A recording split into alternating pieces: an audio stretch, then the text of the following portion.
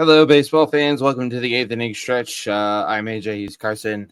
No, you're not imagining things. No, you haven't fallen into a time warp. We are on a little later than usual because my illustrious co-host is not good at remembering when he has stuff going on. No, I truly am not. And in what we will call Carson's forgetful summer, because I'm just going to blame it on the fact that I have plenty of events happening that I don't know of or don't remember. But yes, I will formally to kind of kick things off, like to apologize to all of you, of course, to apologize to AJ. This is something that I know I need to work on, and I think I have a solution that I'm going to have a solution to this. Is essentially I'm going to figure out all the events that I have going on this fall/summer, and then basically send AJ a list of, hey, here's all the things I have happening, so that I can keep myself accountable as well. But thank you all for your flexibility with everything. And again, my apologies. It happens. Yeah, sometimes life's a little tricky to keep track of, especially when you got a bunch of stuff going on. Hang on, everybody. Sorry, I'm just messing with Twitter real quick, making sure the live stream is shared everywhere so everyone can get to it. Yeah. So, yes, but we are live. A little later than usual, but we're live as we are just about every Sunday on YouTube, on Twitter, and at eighth-inningpod.com/livestream. And of course, the show's available on demand anytime at linktree/eighth-inning-stretch. Don't forget to follow us on Twitter at eighth-inningpod. And for more, including our newsletter blog, 2 Strike Count. Oh, by the way, don't forget to subscribe for free and get it delivered to your inbox every Monday, Wednesday, and Friday. And our original documentary series, The Book of Baseball. Head on over to eighth-inningpod.com and help us continue making the best indie baseball content this side of home plate by supporting the show, either using the QR code on your screen or at eighth-inningpod.com/donate. And if you are watching/listening to this on YouTube, please don't forget to like, subscribe, and turn on notifications. So as opposed, Carson, to our last episode where we had, we do have a lot of stuff to get to, but our last episode, in case you guys missed it, was after we had been off for a week and the baseball news cycle just went nuts. Not quite as crazy this time, but still lots to get to, including our All-Star picks, because, ladies and gentlemen, the All-Star ballot is now live. I believe, Carson, it's just hang on, we'll get the let me get the, I think it's just MLB. Hang on. MLB All-Star Ballot 2024. I think it's just is it just MLB.com/ yeah, apparently it's just MLB.com /all-star/ballot. But you guys probably just need to Google it. In any case, my point was the All-Star ballot is live. And Carson, honestly, that just kind of snuck up on me the other day. I was just perusing, the interwebs and came across the thing. One, I can't believe that we're already to the point of the year where we're talking about All-Star voting. And two, that we're already at the point where we're talking about All-Star voting. We're fast approaching the halfway mark of the season, which is both exciting and sad at the same time. Yeah, it's exciting because obviously the All-Star game is always a ton of fun, but Yes. at the same time sad because it means that you got to kind of look at it with the objects in the mirror are closer than they appear, and the end of the season is much closer than it would appear. Yeah, it's just nuts.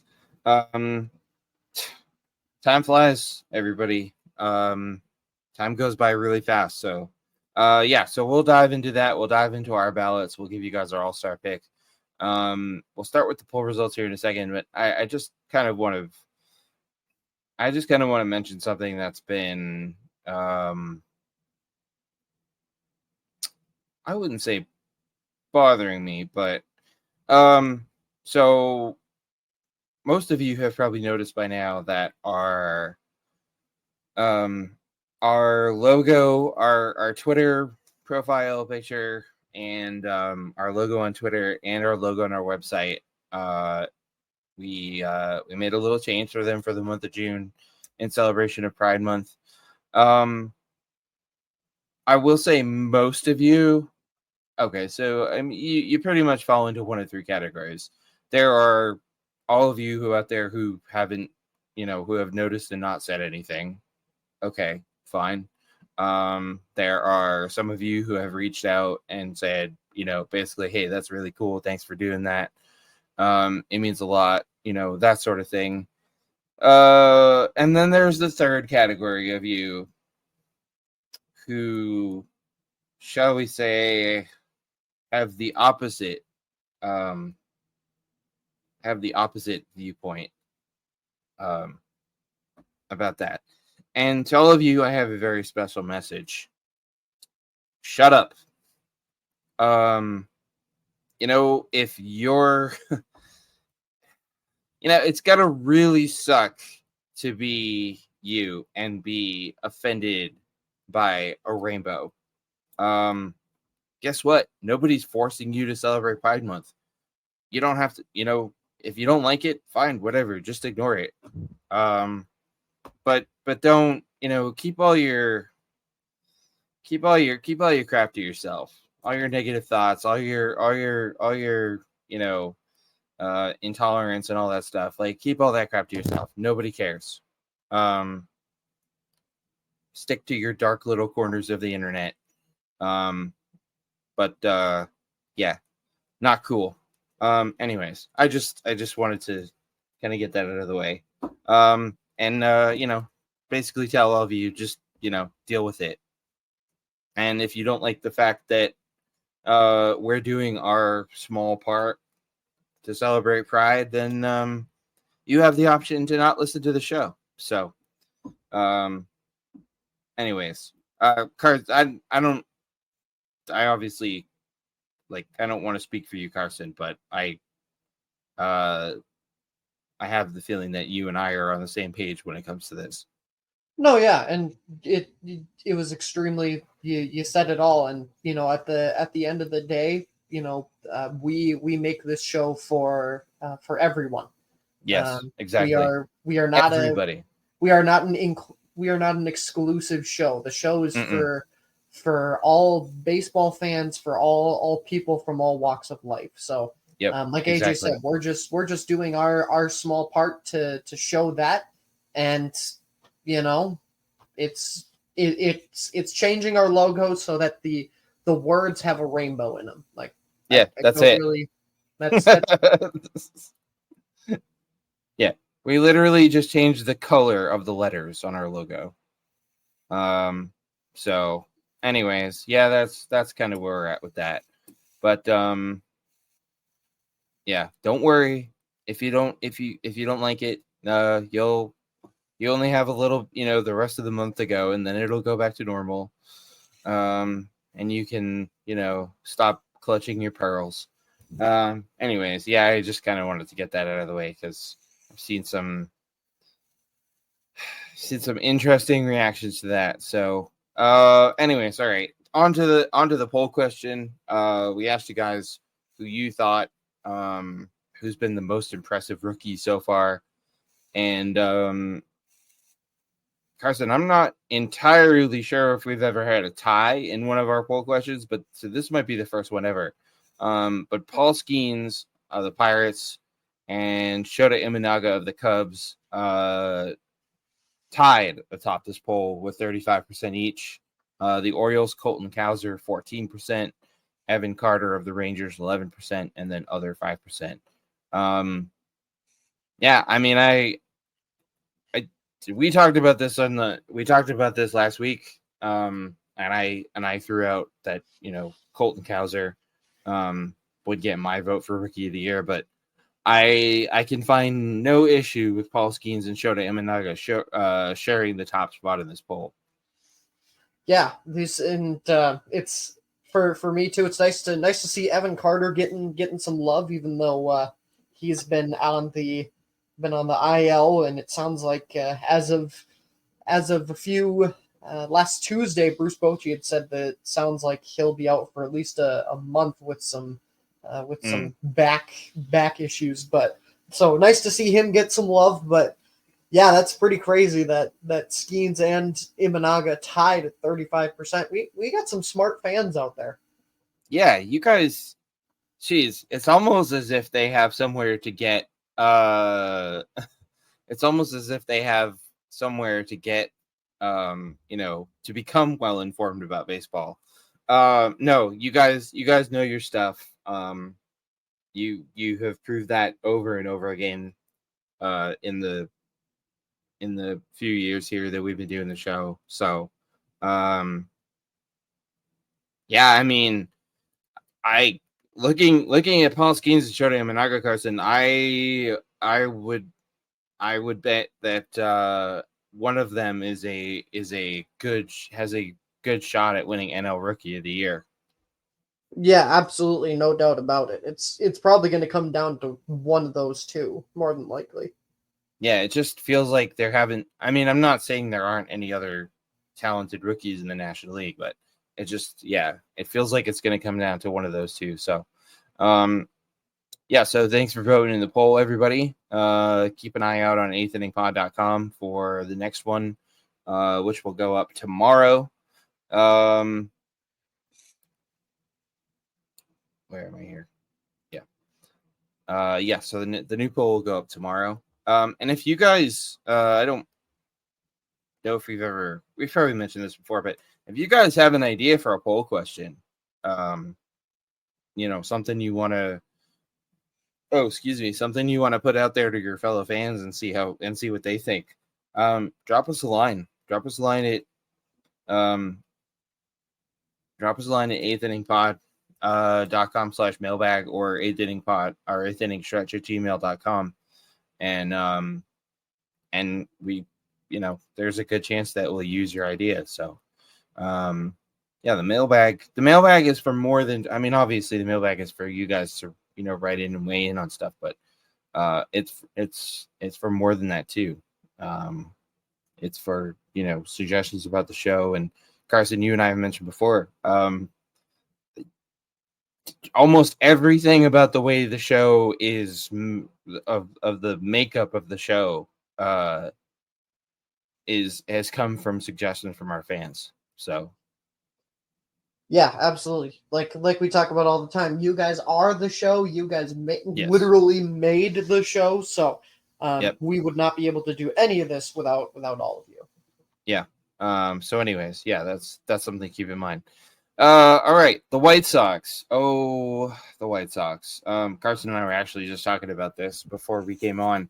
The White Sox have been historically bad. I mean, they are bad. Actually, you know what? I take that back. There's bad, Carson, and then there's what the White Sox have been this year. Yeah, I mean, like, is it just me, AJ, or is this more painful to watch than the Athletics were last year? Like, and I'm saying that as an AL Central foe. Like, watching this team just hurts my heart to see them playing this crap. Yeah, they are. Yeah, no, I think you're right, and I think this hurts more because, okay, sorry, A's fans and all of Oakland, but at this point we kind of expect the A's to be bad, because we know John Fisher doesn't give a crap. We know John Fisher has run that team into the ground, and and trying to move them to Vegas and all that other stuff. But I mean, the White Sox, the White Sox aren't in much better shape with their ownership with Jerry Reinsdorf because we know how he operates. But we kind of expect the A's to be this bad, Carson. I don't think you necessarily expect the White Sox to be this bad.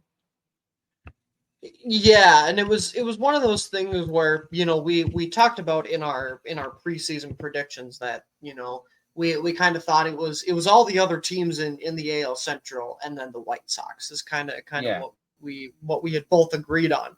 But again, like AJ said, like we expected it for them not to be in the AL Central race, but we didn't expect them to be on pace for one of the worst seasons in MLB history. Like I didn't expect this at all. No. In fact, since you brought it up,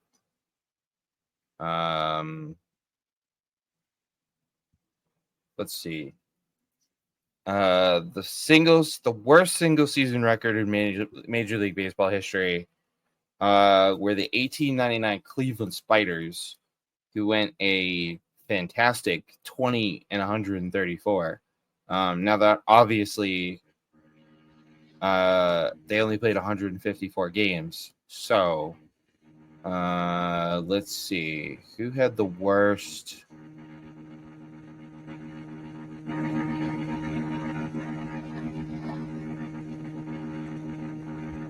What the heck is that?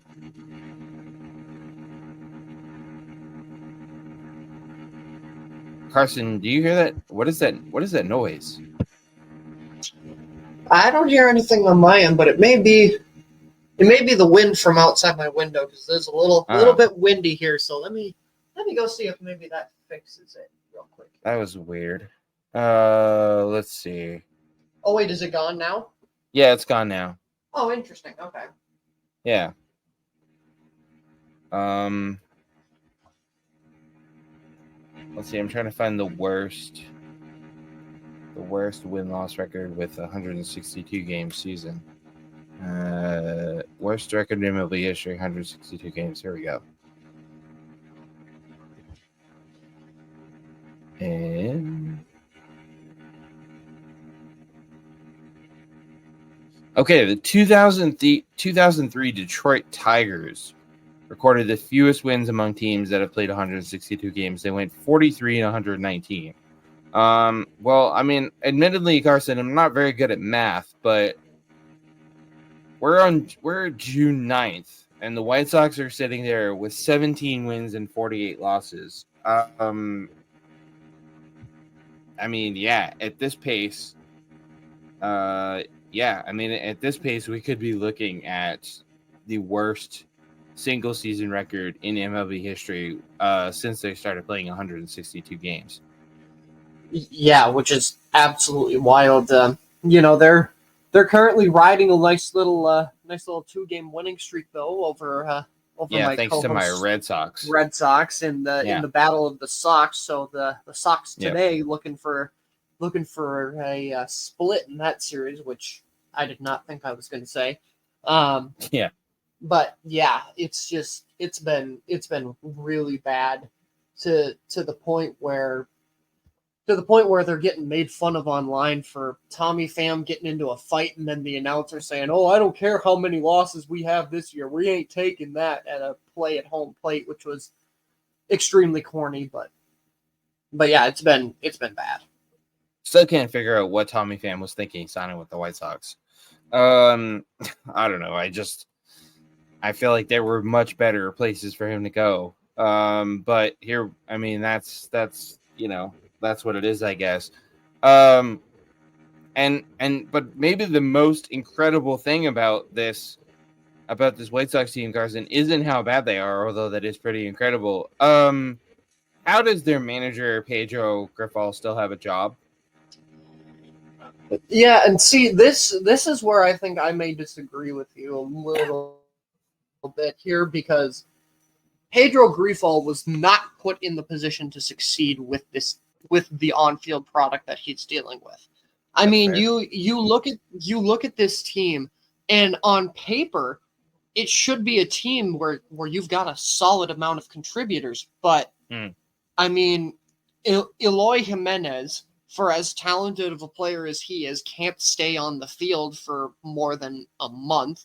And when he has been on the field, he's struggled. Andrew Benintendi has been absolutely awful. When you look at the starting lineup and Tommy Pham is your best hitter at 36 years old, that's not good. Martin Maldonado, who for some reason White Sox fans have decided to die on the hill of him making the All-Star game, is currently hitting a .074. And Yikes. you're talking about trading Luis Robert, who's still 26 years old and a guy that you should be able to build a future around. It's just I don't think it's fair to put all of this on him. Does he deserve a certain amount of blame? Absolutely he does. But I mean, and aside from, Garrett Crockett and the resurgence of Eric Fetty and the pitching staff, everybody has just been awful. So I think it's fair to put some of this on him for sure, but you can't put everything on it All with of it. the production Yeah. he's getting from his players. Yeah, that's a good point. And they didn't exactly do a great job of building a team for, like you just mentioned. Yeah. I guess you can't, but no, you're right. It's not fair to put all the blame on him, but I mean, at some point you've got to look and you've got to make a change. I mean, I because it's and if for nothing else for Pedro Grifol's sake, because this is only going to get worse. I mean, there's you said it. There's trade rumors about Luis Robert. There's trade rumors about Crockett. Like, it's only going to get worse. And clearly, geez, that's kind of a weird, interesting parallel between the two teams that are called the Sox. But clearly, ownership just doesn't care about putting a quality product on the field. And I mean, it's only going to get worse from here. Like, I mean, at some point you've got to make a change. I would think. Yeah, I mean, at some point, something's got to give, and right, fair or not, it probably will be Grifol getting fired. But I mean, the White Sox have some good prospects too that hopefully will ease this pain. I mean, for example, just looking on MLB.com, they announced that their number 3 prospect, Drew Thorpe, who is ranked number 54 overall by MLB Pipeline, is going to make his major league debut on Tuesday. So they've got plenty of guys that could potentially come through the system, and hopefully, the more of those guys that come up, and I'm sure they'll probably bring up a good number of them during the September call-ups. Maybe maybe there's a chance there for Grifol to kind of not necessarily right the ship, because at this point the ship has sunk. It has hit the iceberg. It is halfway into the ocean right now. Yeah. But maybe there's a way for him to at least salvage this, show that he can develop maybe some of these young guys, and then just go from there. So let me put it to you this way: does Pedro Grifol finish out the season as the White Sox manager? Honestly, I think he does. I really do. I don't, like I said, I think the biggest thing here is you can't fault him because he is not getting the production he needs from some of these guys. And I think does he make it through this year? I think so. Now, does that mean though that he necessarily like is he going to come in next year with a cold seat? Absolutely not. His seat's going to be hot. It's going to be very hot. But, at the end of the day, I think you got to give him a chance, realize that, hey, these guys aren't producing like we thought they would. These guys can't stay on the field. Like, you've got to give him a chance to ride this out, let some of these prospects maybe come up next year, maybe full-time, maybe mid-season call-up, whatever, so that way you can really see what he can do with a competitive team. Yeah, because you're right. It feels like he doesn't have a competitive team this year. And is this his first year? This is his second season. Second season. Okay. Yeah, I mean, and last season didn't go well either.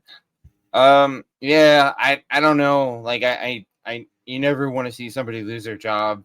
Yeah, I don't.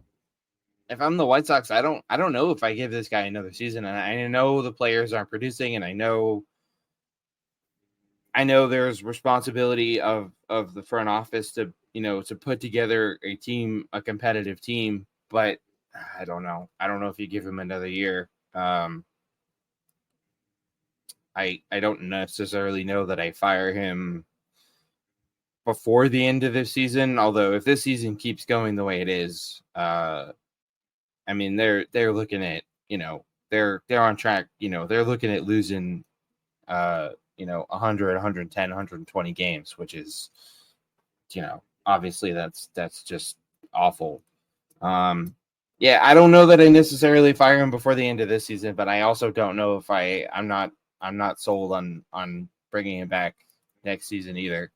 But either way, there are some things are pretty bleak there on the south side of Chicago. So hang in there, I guess, White Sox fans. Yeah, it's just a bad situation all around. Speaking of bad situations that could have been, a bad situation that could have been much worse. Carson, Yankees fans were holding their collective breath when Juan Soto recently left the game during a rain delay due to soreness in his left arm. Soto did have an MRI. The MRI did not reveal any structural damage, which is obviously good news. That the Yankees, Aaron Boone sounds pretty optimistic. But and far be it from me to rain on Yankees fans' parades. This just feels like, I was reading the quotes and stuff and interviews from Aaron Boone and everybody. Oh yeah, hey, no structural damage. He's gonna be fine. He's day to day, yada yada yada. But Soto himself may have let the cat out of the bag. When he basically said, like, hey, look, this is something I've been dealing with all year. If I'm a Yankee fan, as if Carson, I'm worried. I'm freaking out a little bit. Yeah, I'm certainly a little bit nervous. I mean, because you kind of got a tale of two sides here. Like, Boone says, oh, he'll be all right, and then Juan Soto comes out and, like you said, basically says, yeah, I've kind of been dealing with this all year, no big deal. And you kind of think about that, you go, wait, what? Mm-hmm. So as a Yankees fan, certainly I'm a little bit concerned. And yesterday, very very late yesterday, it sounded like they had said that Juan Soto could potentially take some swings today. But again, they also said he could wind up on the 10-day IL. So it's a very interesting saga to follow, and certainly is something that couldn't come at a worse time for the Yankees as they look to keep their ever so slim lead of the AL East. Yeah, and also Soto was kept out of the lineup against the Dodgers on Friday night. Yeah, I don't know, my friend. We've seen many times. We've seen this movie before where these sort of nagging injuries. Oh yeah, I've been dealing with it for weeks now. Where we've seen these, and I'm not saying this will happen with Juan Soto, but I'm not saying it won't happen. I'm not saying it will happen, but I'm not saying it won't happen either. We've seen many times before, where these sort of nagging little injuries wind up turning into something more serious. And that would obviously be bad news for the Yankees. Yeah, absolutely. No doubt about it. This would be absolutely horrific news for the Yankees, and something that I'm sure Yankees fans are, like you said, they are holding their collective breaths right now. Yeah, and understandably so. But I guess on the flip side of this, I mean, obviously losing Juan Soto to the IL would not be ideal, but I also I don't necessarily think it would be catastrophic. I mean, I wouldn't call it catastrophic. I mean, you've still got. I mean, let's be honest. You've still got Aaron Judge. You've still got half of this 1-2 punch. I think the Yankees would be okay if Soto, went on the 10-day, maybe even the 15-day out. If he misses a couple of weeks, if he were out any longer than that, then I think you'd have to start to worry if you're a Yankees fan. Yeah, I think that's a fair statement. I'd agree with that. So yeah, that's obviously something to keep an eye on for the Yankees and their fans. Because boy, they can't afford to be without Juan Soto for too long. Changing gears a little bit here. This was a story I came across a couple days ago, I guess. And I just thought this was really cool and sort of, if you'll pardon the pun, came out of left field a little bit. So Tuesday, the White House announced, I just bear with me, everybody. You didn't accidentally turn into CNN. I promise this. I promise I'll bring this back to baseball. So hard to believe, Carson. It's been about 5 years since Angels pitcher Tyler Skaggs was found dead after overdosing on oxycodone and fentanyl and all kinds of other bad stuff. And the now former Angels communications director, Eric Kay, who gave him the pills, went to jail. He's currently serving a 22-year sentence in federal prison. Anyways, obviously a terrible tragedy for Tyler Skaggs' friends and family and the Angels and baseball as a whole. So Tuesday, the White House announced a new initiative aimed at preventing opiate overdoses. And they're partnering with several private sector entities, but the big one is Major League Baseball. So basically what this thing is, it's called the White House Challenge to Save Lives from Overdose. And part of the deal, Carson, is that now MLB, all teams in their clubhouses are now required to carry this drug called naloxone.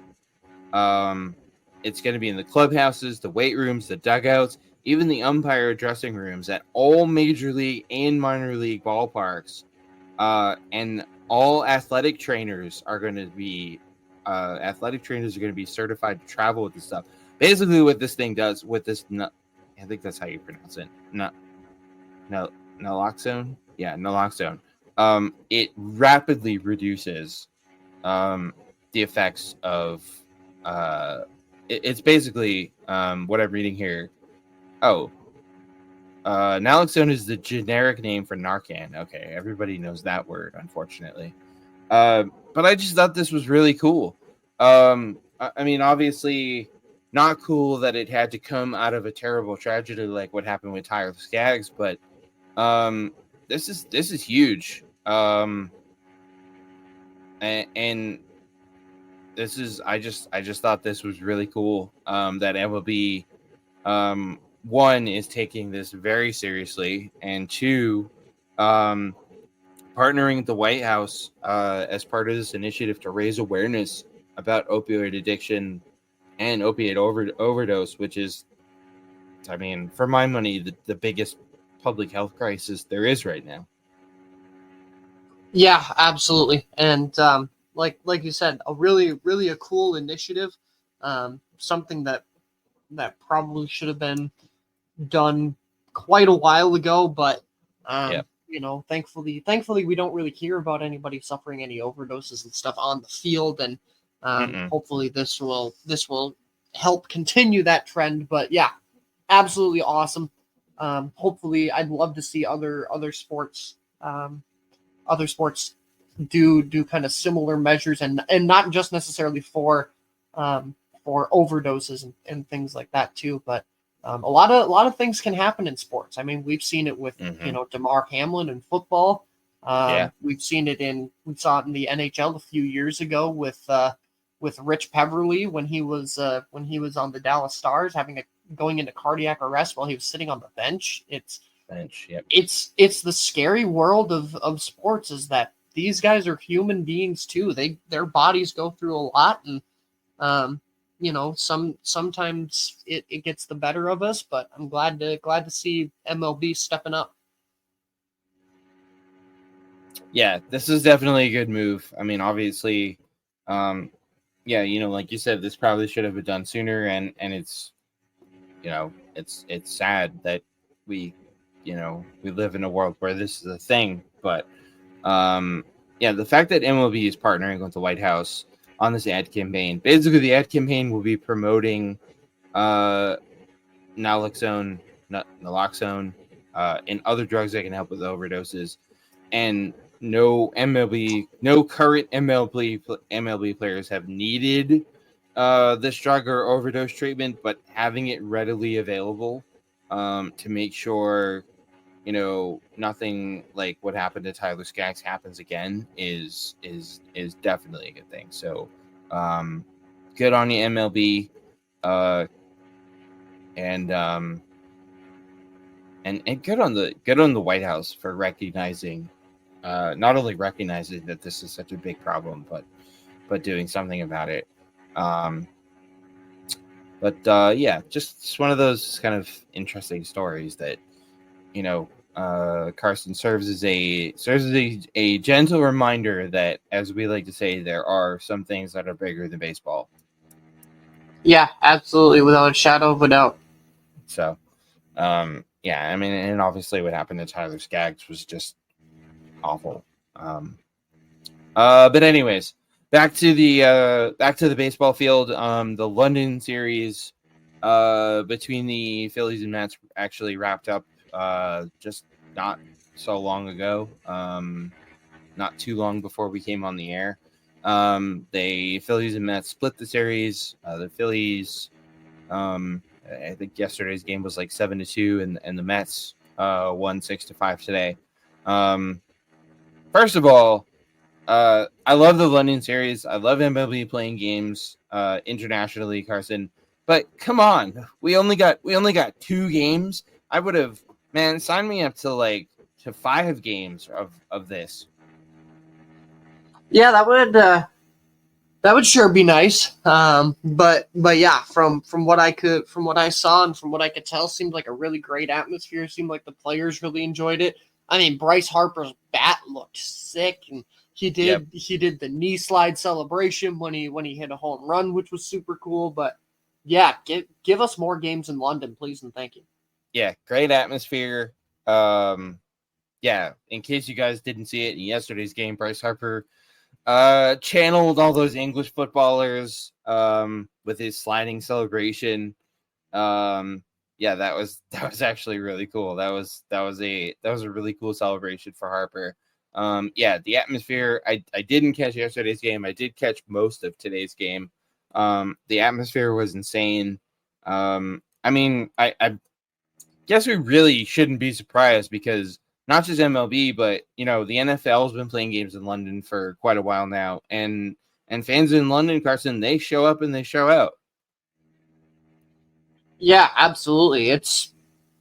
They showed up, they show out, and they always have some They always get some creative chants going, no matter what the sport, don't they, over across the pond? Yes, they do. Yeah, so this was the third time in 6 years that MLB has played in the UK. Because they played at the London Stadium, which was originally formerly the Olympic Stadium for the 2012 Olympic Games. It's now where West Ham United plays. 2-game series. I mean, I get it. You know, obviously the travel for the teams and the jet lag and everything and the time difference. Obviously that takes a toll on the teams. That's probably why they only play 2 games.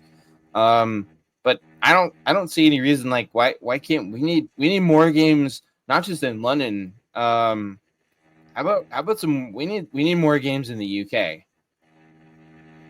Yeah, in the UK in general would be nice, and I'm sure for everybody in London Stadium, it was nice for them to actually see some winning, somebody winning there instead of watching West Ham.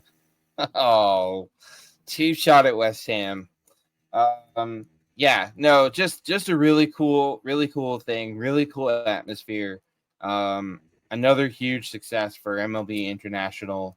And yeah, I mean, let's it sounds actually I just had an article pulled up. Hang on, everybody. No, what? Stop. MLB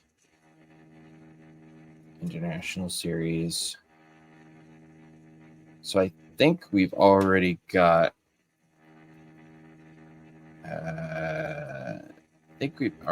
Games. So I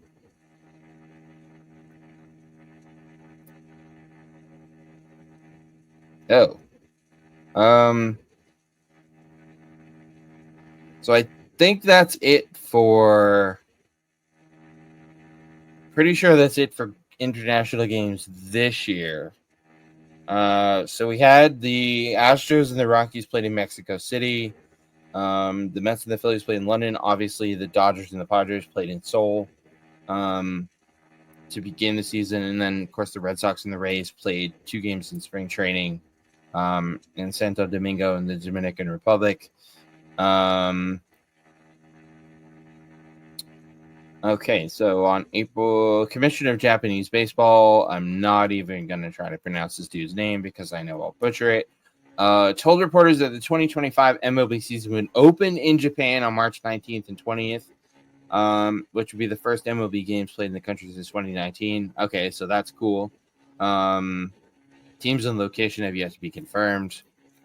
That's pretty awesome. MLB plans to host games at the Stade de France, just outside Paris, starting in 2025. Okay, so it looks like the plan is to alternate every year between London and Paris. Okay, that's pretty freaking cool. That sounds sweet.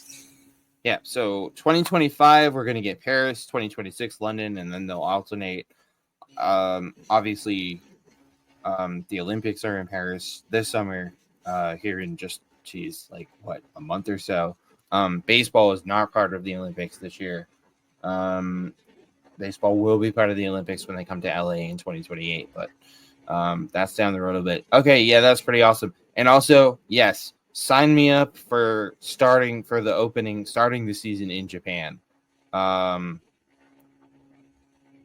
The only, I mean, Phillies and Mets was a good choice, but sometimes the teams MLB picks to do these international things is a little hit or miss.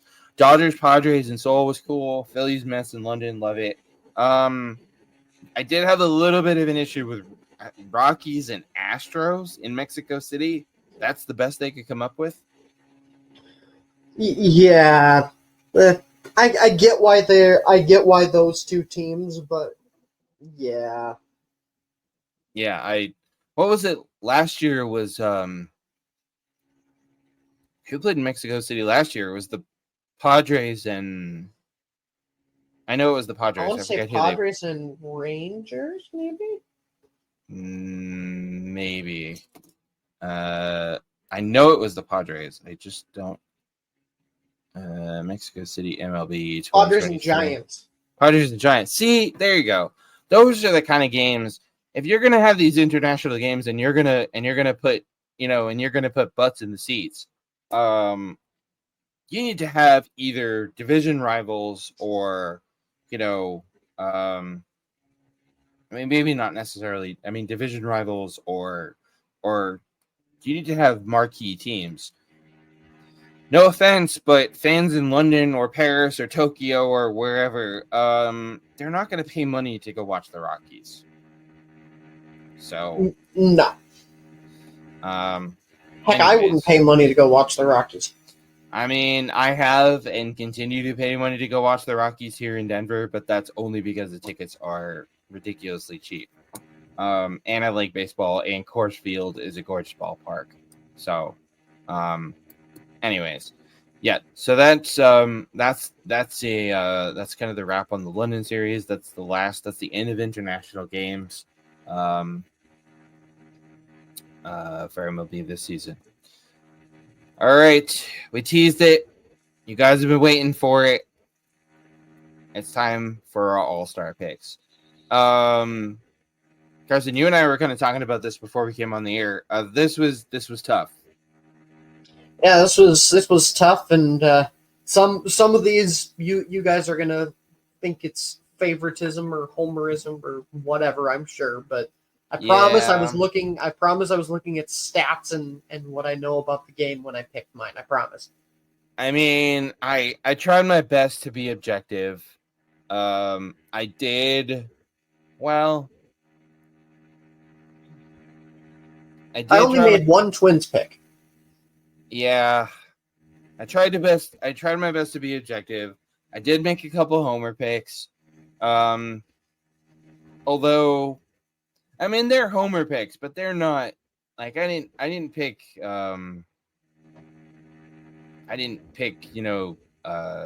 undeserving players just because they were on one of my favorite teams. But anyways, how do we want to do this? Do we want to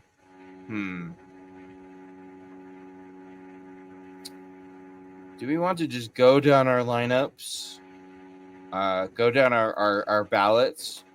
Or do we want to let's just do that. Let's just go down our ballots. And then we can because I'm sure we're gonna have. So this is for all of you who continue to tell us that it's boring because we agree on everything. No, we don't. So shut up. You know what? Let's start in the National League. Let's have your National League All-Star team, Carson. All right, so I'm going to go ahead and do this in order of the way that that MLB had it on the ballot, which is a little bit weird that catcher is very far down the list, but so I'm going to do it in order of that. For the National League, at first base, I have Freddie Freeman of the LA Dodgers. At second base, I have Ketel Marte of the Arizona Diamondbacks. At third base, probably the easiest pick of the National League, I had Alec Bohm of the Philadelphia Phillies. At shortstop, I have Trey Turner, also of the Philadelphia Phillies. In my outfield, I have Michael Conforto of the San Francisco Giants, Heliot Ramos of the San Francisco Giants, and Christian Yelich of the Milwaukee Brewers. At catcher, I have William Contreras of the Milwaukee Brewers.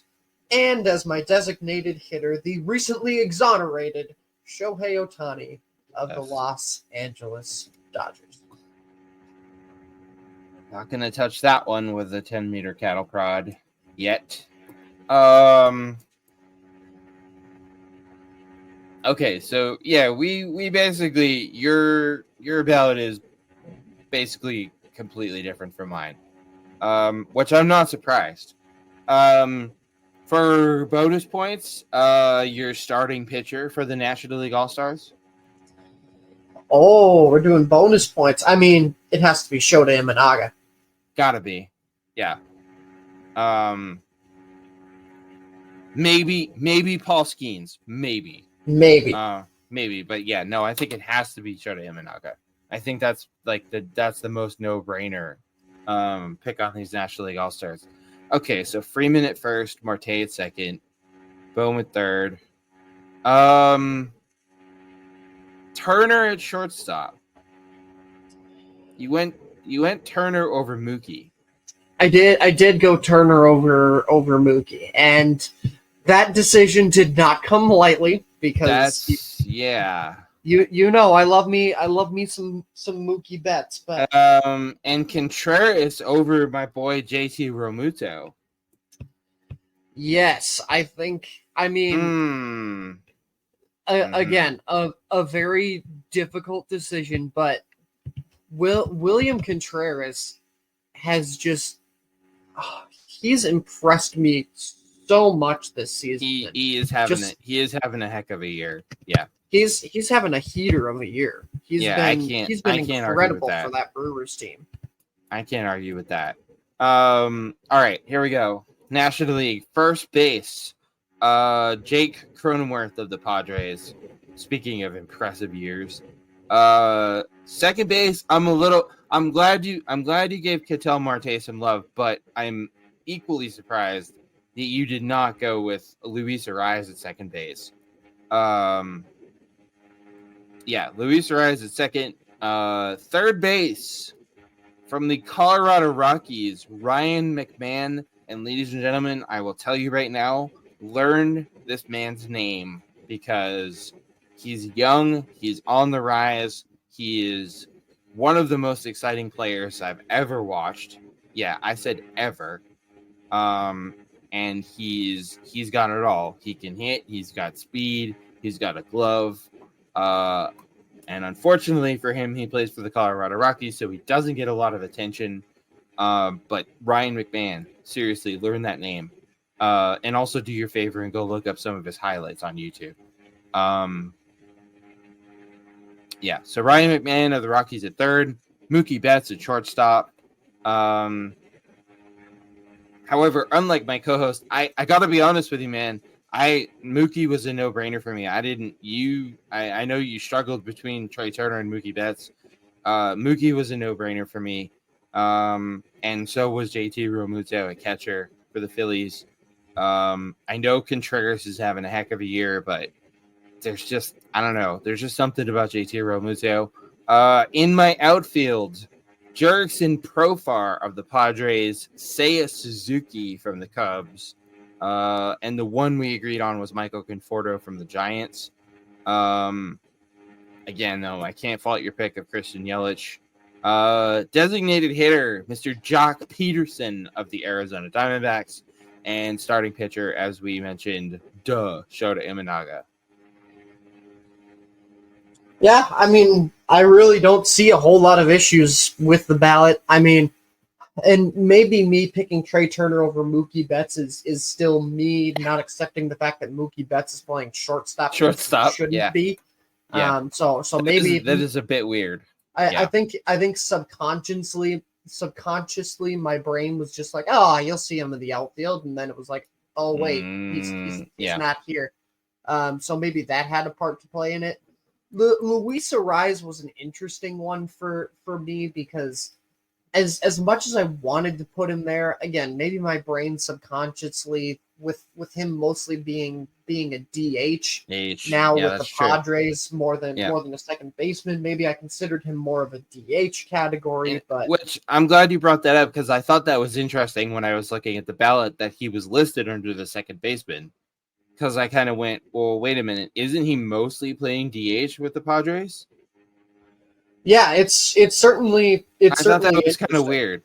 I'm glad I'm not the only one who noticed that because that was definitely. I was like, wait, what? No, I mean, I think both of us did we'll pat ourselves on the back for picking two really solid all-star teams here. It'll be interesting to see how the actual voting shakes out, which, by the way, yes, again, ladies and gentlemen, all-star balloting, all-star voting is underway.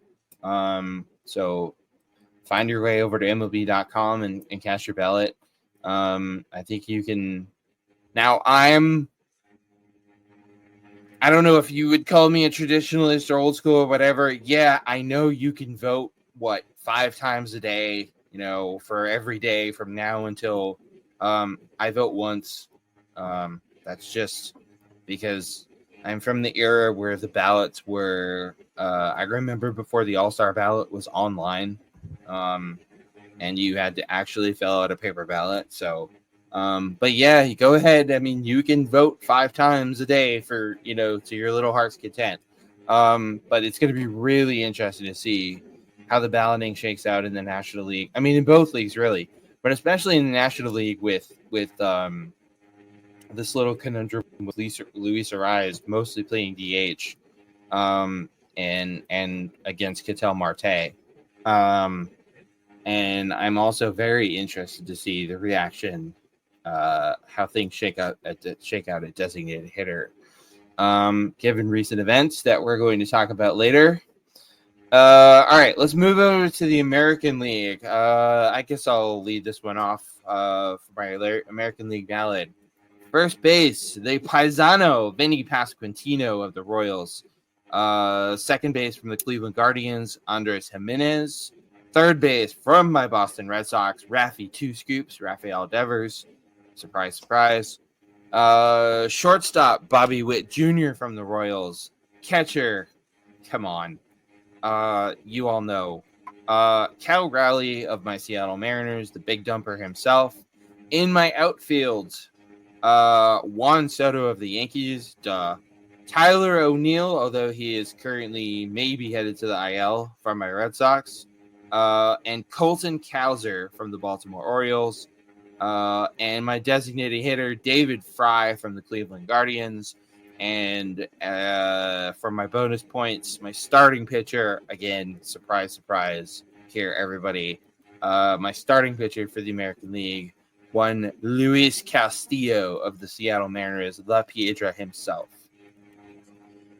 Well, we do have some more agreements in Really? the American League. There are 3 of my players that overlap with you. Okay. So I'll go ahead and fire mine off. Here we go. We have to wait a little bit to get to the first one, but for first base, I selected Ryan Mountcastle of the Baltimore Orioles.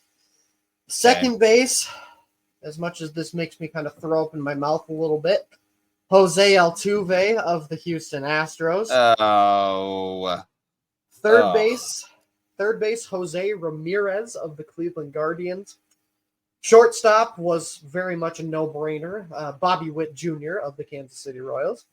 Mm-hmm. In my outfield, I have Juan Soto of the New York Yankees, Tyler O'Neill of the Boston Red Sox, yes, and Aaron Judge of the New York Yankees, which would make for a very interesting outfield. Surprise. At catcher, my homer pick here, Ryan Jeffers of my Minnesota Twins. And at DH, I have selected Giancarlo Stanton of the New York Yankees. And for my Speaking bonus, of throwing up in my mouth, just you wait, because for my bonus, don't do it. No. Luis Heel of the New York Yankees. Ladies and gentlemen, your 2024 New York American League All-Stars. Oh, come on. They've been phenomenal. Yeah. They're still the Yankees. I still hate them. I know you do. Let's see. Okay. Mountcastle at first base. Yeah, no issue with that. Come on, man. Altuve at second. Mr. Apple Watch himself. I know, but he's having another solid production year, even though the team around him is. But is he having a better year than Jimenez? That's what I like. I don't know. I mean, maybe he is, maybe he's not. In any case, yeah, all right. I'll grudgingly give you that one, I guess. Can't argue with Jose Ramirez at third base. I mentioned I made a couple homer picks. Raffy Devers is one of them. He's not really having a typical Raffy Devers type year, but he's Raffy. Like, I mean, Bobby Witt Jr. at shortstop. Yeah, that's a no-brainer. Catcher, interestingly enough, I did almost go Jeffers at catcher, and then I realized I had made it through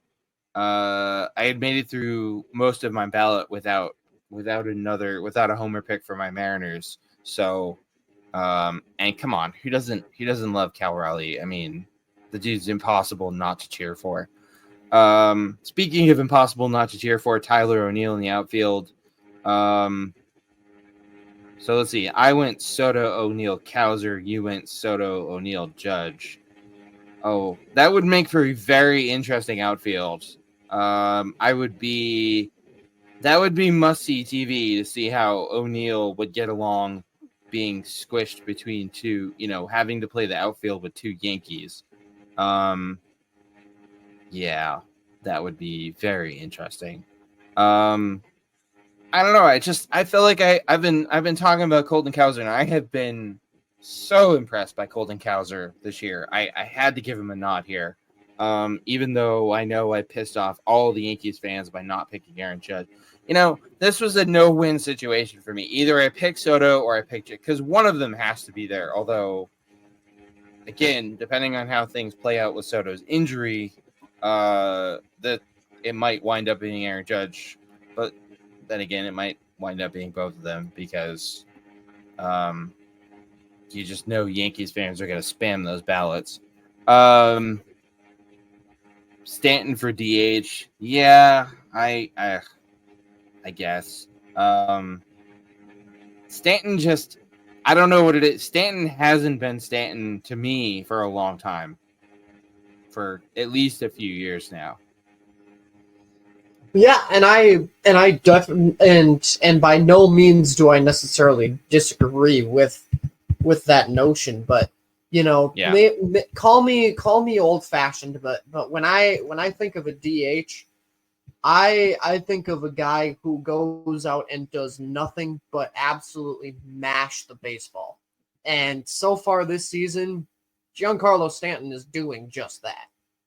Like this, yeah. Right now, he's having his best season from a slugging percentage perspective in 3 years. That is pretty impressive. And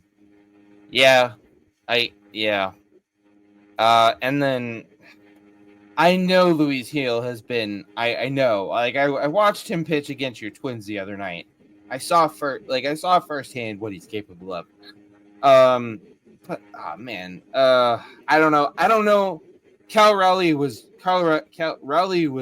Devers and Raleigh were homer picks.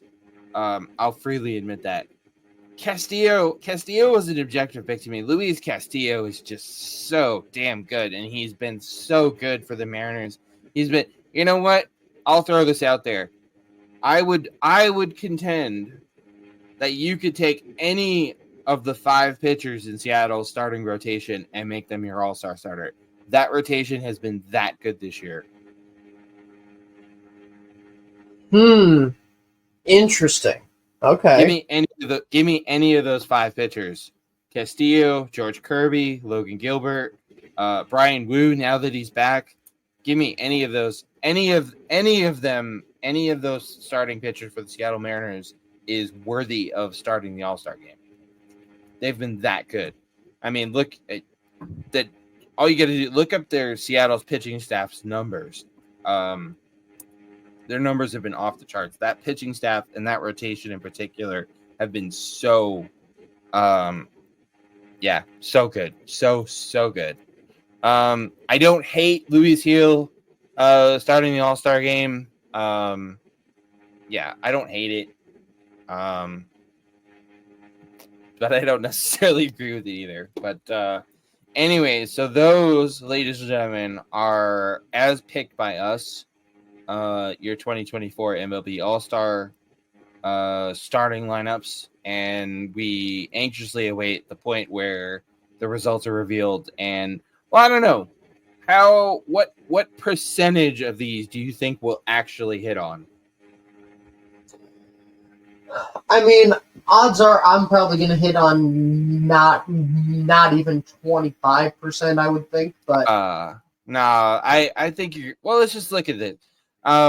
You'll probably hit on Ramirez for third base in the AL. We'll both hit on Bobby Witt Jr. I think that's a no-brainer. You'll probably hit on Soto and Judge in the outfield. Stanton, I'm not sure about. Heel, I'm not sure about.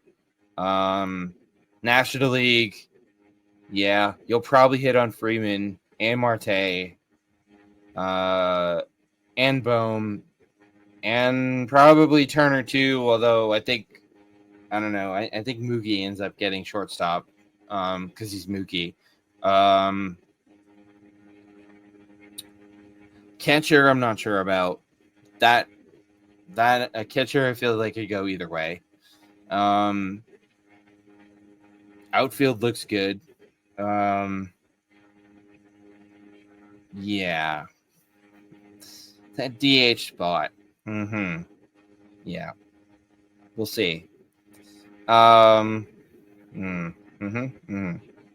Yeah, that's interesting. Speaking of which,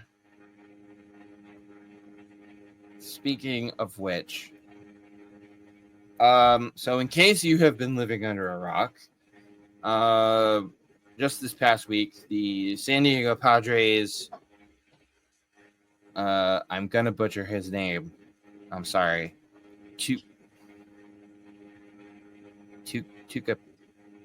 Tucapita? I don't know.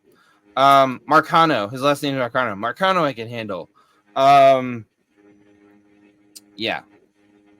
This past week, San Diego Padres, Marcano, banned for life from baseball for not only betting on baseball, but betting on Pirates games while he was a member of the Pittsburgh Pirates. And that's obviously, that's the Pete Rose thing. You can't do it. It's wrong in every sense of the word.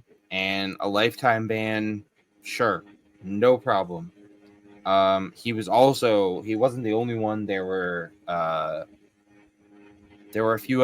couple of other players, a couple minor league players who received 1-year bans for betting, but he's the only one that received a lifetime ban. Okay, fine, no problem with that whatsoever. You can't have athletes in any sport. You can't have athletes in any sport betting on the sport they play, and especially not betting on the team they play for. Sure, a lifetime ban sounds pretty harsh, but it works. You have to. And I would venture, Carson, that when Pete Rose was banned, and I know it was a long time ago, but I would venture that when Pete Rose was banned for betting on baseball and betting on the Reds while he was with the Reds, I'm willing to bet that when they banned him, when then Commissioner Bart Giamatti banned him, I'm guessing at the time nobody thought that would ever happen again. Yeah, that would be. I think that's safe to assume. It was such an extraordinary situation. Here you had this absolute freaking superstar in Pete Rose, and then it turned out that he was not only betting on baseball, he was betting on his own team. I can't even imagine. And that was years ago. We're talking about the 80s, folks.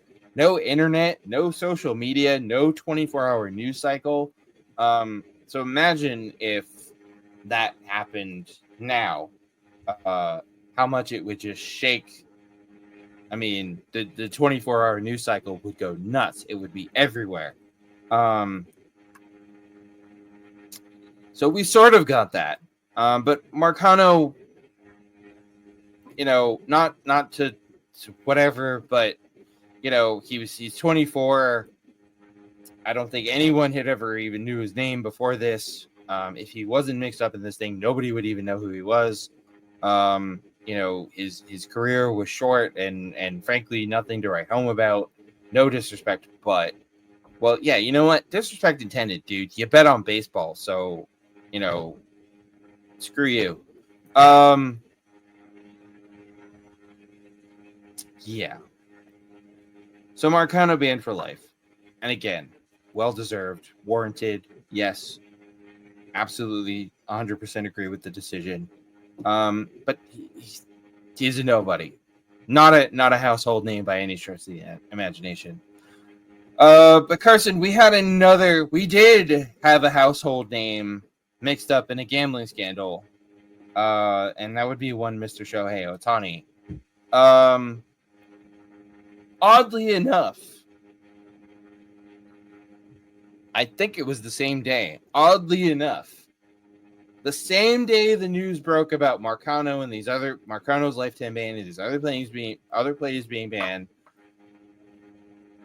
seemingly out of nowhere, Shohei Ohtani's former interpreter, Ippei Mizuhara, pled guilty to the charges that he was facing, and miraculously, angels singing, the shaft of sunlight shining down from the heavens, Ohtani's exonerated. The MLB goes. MLB basically went, oh, he pled guilty. Okay, case closed. Done. Ohtani didn't do anything. All good. All is well. Carson, my friend, I am calling bullshit. I don't buy it for a second. Okay. So, and for the record, everybody, I have been skeptical of this whole thing from the beginning. From the first, and Carson will attest to this, from the first time we talked about Ohtani and the gambling thing, my position from the beginning has been, I want to believe him. I want to believe that Shohei Ohtani wasn't mixed up in any of this. And it's become with every new piece of information that come out, it's become harder and harder for me to believe that. Because I'm sorry, I don't know how anyone, I don't care how rich you are, how that much money can go missing from your bank account and you don't notice. And now with this, like, oh, we banned this dude from the Padres, this no-name player for life. But Ohtani, yeah, he's good, all clear. And I do see where that could potentially come into play, because I think I can safely speak for both of us when I say you cannot bet on games if you are playing in said game. Like, no, you just can't. And now, how do you feel? Because you and I have never really talked about this. What about athletes betting on other sports? For me, that's a little bit of a gray area. I think you'd still need to set some sort of regulations on it. Sure. But because we have seen other players in other sports get suspended for betting. We've seen NFL players get banned. The NBA just lifetime banned somebody. I don't remember his name, but he was betting on NBA games. So, anyways, I don't want to get I don't want to get too far down that rabbit hole. But yeah, if you're a baseball player, you can't bet on baseball. If you're a football player, you can't bet on football, hockey, whatever sport it is. Anyways, I don't want to get too far down that rabbit hole, but I was just curious where, kind of where you stood on athletes betting on other sports. Anyways. No, yeah, it's very much for me. That's very much a gray area. There's a lot of regulations you'd need to set to make sure that they're not coordinating with, maybe friends in that other sport to help their bets hit and things like that up. Exactly. Yeah. So anyways. Like as far as Marcano goes, you can't bet on games. You can't bet on your own team's games. You can't no. So right. As far as he goes, no problem with a lifetime ban. Fine, done and dusted. Shohei is a very interesting case study because, as I said, he is technically exonerated, as I also delightfully mentioned in my All-Star ballot. Now, I know that on this show in the past, we both have made, criticized MLB for various things. But I don't necessarily find anything worth critiquing here. I mean, at the end of the day, you know, it to and maybe I just have a different vantage point, but to me, it does not feel like they simply ended the investigation because Mizuhara pleaded guilty. And again, maybe that's just me misreading things as far as trying to figure out the timeline because of the absolute atrocities that have been committed to the social media arts previously known as Twitter by the guy who designed the Cybertruck. And the world said, "Oh yeah, we trust him to run a social media site," but that's another thing for another day. But maybe I don't know. I feel like they were still. Do I think potentially that the results of this investigation could have been rushed because he pleaded guilty? Yes. Do I necessarily think that even if he hadn't pled guilty, we would have gotten a different result to this investigation? No. I do truly believe that he was innocent in all of this.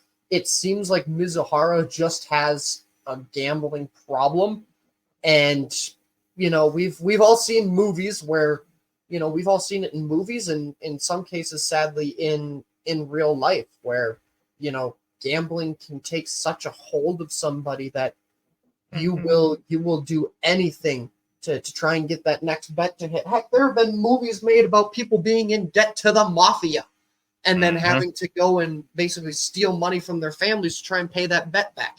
I mean, for example, like if you guys haven't seen it, go watch Uncut Gems. Absolutely fantastic movie with that kind of premise, and you can see how much it absolutely destroys a person's life. So do I think that show that this investigation potentially could have been a little rushed in terms of its findings because of the guilty plea? Sure. But again, at the same time, I think that's naturally going to happen in any sort of investigation. Somebody pleads guilty, like it's going to be open and shut. But at the end of the day, I don't think a not guilty plea by Mizuhara would have changed the results. I do think that Ohtani is innocent in all this, and at the end of the day, I think this is just a sad story about a man whose gambling addiction took over his life. Yeah, I mean, and obviously not to minimize. Yeah, I mean, Ipe Mizuhara clearly has a problem, and you can obviously only hope that he gets help. He gets the help he needs. So from The Athletic. So this is from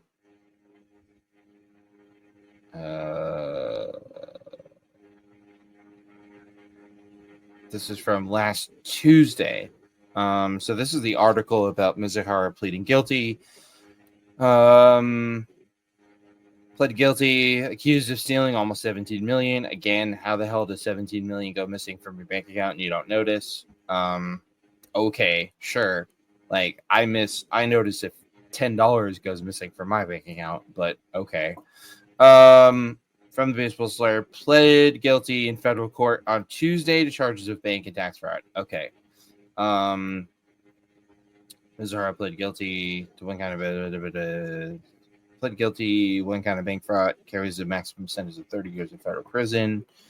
One count of filing a false tax return, which carries a maximum sentence of 3 years in federal prison. Okay, so in other words, he's going to be in federal prison for a while. Blah blah blah blah blah blah blah. Shortly after, here we go. Shortly, and this is just because I was a little fuzzy on the timeline myself, so I went digging here. Shortly after Mizuhara entered his plea Tuesday, MLB said it had cleared Ohtani and closed its investigation. Right. The investigation into Ohtani has been going on. I mean, that was if I remember correctly, Carson, this whole Ohtani thing started right around the time the Dodgers were in Korea to play the Padres at the beginning of the season. I believe so. Yes. The story broke right around that time, because Mizuhara was in Korea with the Dodgers and with Ohtani, and the Dodgers fired him right away, obviously. Yeah, that seems like awfully convenient. So and my point was, this investigation has been going on for months, and the day that Mizuhara pleads guilty, MLB goes, yeah, okay, case closed. Yep, moving on. Nothing to see here, ladies and gentlemen. Meanwhile, Marcano, the investigation into Marcano, to be fair, I don't know how long MLB was investigating Marcano and these other players, but they only just announced the investigation into Marcano on Monday, the day they passed down the lifetime ban. I don't know. Seems like they wrapped up things very quickly with Marcano, and it seems like, and understandably, the investigation into Ohtani and Mizuhara was it was a longer investigation. Understandably, you're talking about arguably the biggest superstar in the game, and you're talking about $17 million as opposed to $150,000 for Marcano. Not that the amount matters, but it kind of does. I don't know. The Ohtani investigation went on for so long, and Mizuhara pleads guilty, and yep, that's it. Case closed. Nothing to see here. Move along. These aren't the droids you're looking for. I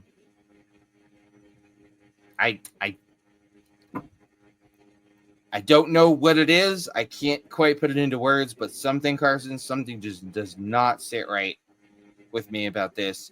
And I do have a theory. Marcano is not Shohei Ohtani. Banning a Padres player that no one's ever heard of is not the same as banning an international superstar like Ohtani. I can't prove that Ohtani's guilty, but something about this just doesn't sit right with me. And I don't usually go in for these kind of things, but banning a no-name player from the Padres is not the same as banning Shohei Ohtani. Marcano is pretty much already out of the news cycle. I haven't seen anyone talking about this. It's, he got banned for life. Okay, that sucks. And then that was it. I've hardly seen anything about it since. If Shohei Ohtani were banned for life, this would be talked about for years, and it would do serious damage to MLB's reputation. But more importantly, and again, I don't usually go in for these kind of things, but banning Marcano you ban Marcano, okay, whatever, it's over, it's done with. You ban Ohtani, and MLB's bottom line is going to take a hit. MLB is going to take a financial hit. I'm not saying that's why they cleared Ohtani, and the whole Mizuhara pleads guilty, and the same day MLB closes the case on Ohtani and clears him, it does not sit right with me. Yeah, and I mean and again, I think the big part of this, and that's where a lot of people are going to have issues, because Ohtani is such a big name, and people are going to feel like, because he's such a big name, that that MLB felt like once Mizuhara pled guilty, cool, we can close the investigation now, thank God. Yep. But people are going to see a cover up. Right, but at the end of the day, we can't also. That's not a good way for any of us to think either, right? Because at the end of the day, it shouldn't matter if it's a big name player or a small name player. Like, if, again, like you had kind of said, yes, Marcano is a smaller name than Ohtani for sure, but again, kind of flip this around. If Ohtani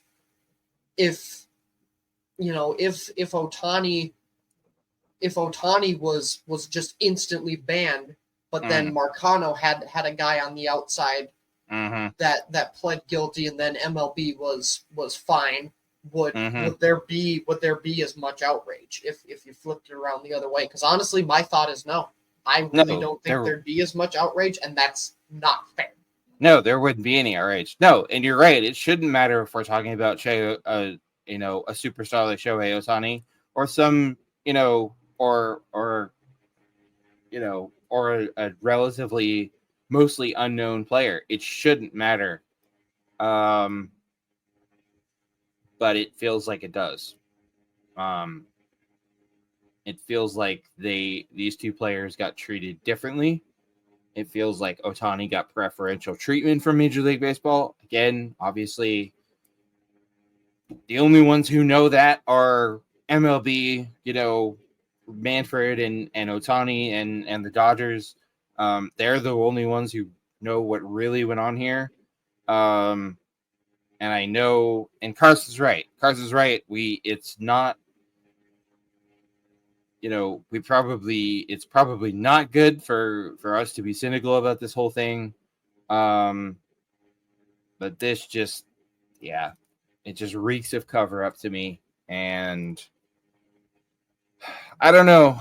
I am gonna do my utmost best not to look at Shohei Ohtani differently after all this, but I got to be honest. I think that's going to be tough. So we asked you guys to weigh in on this, and oh boy, did some of you weigh in on this? And in the interest of fairness, we did pick messages from both sides of this issue. We'll just read these because wow, did you guys have thoughts?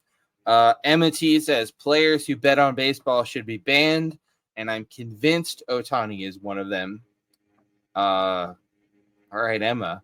ONH, there's no way MLB was going to ban its biggest superstar. Agreed. Although I'd like to think if they did find that Ohtani was guilty, that they would have banned him. But again, we just don't know.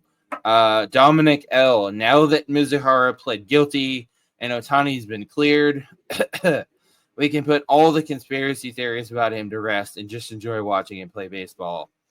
I appreciate the sentiment, Dominic, but I think that's going to be easier said than done, at least for a while. And last but not least, Julia F. I don't believe for a second that Ohtani bet on baseball. There's no way he'd risk his career like that. I don't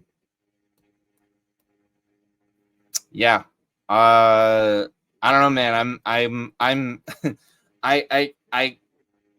sort of agree with both sides with all of these, and kind of on both sides of this thing. Yeah, and I think too, going back to that last message, I think Julia makes a fantastic point. There, again, I can't say this like I'm super close with Shohei Ohtani, but based on everything that we know about him, there is no chance that he would risk his career by doing something like this and potentially risk, because I don't know how it would work as far as the contract and stuff goes, risking all of that kind of money to bet on a few games. I just don't see him having done that.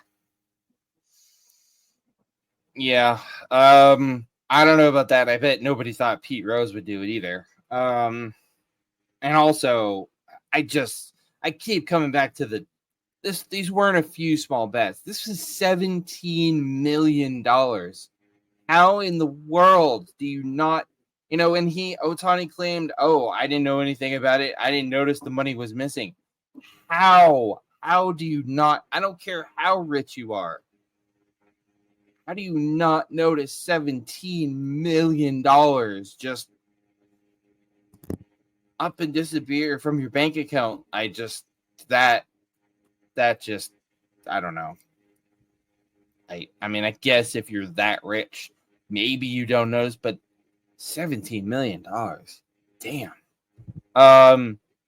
Yes. So anyways, that's kind of where we're at with this thing.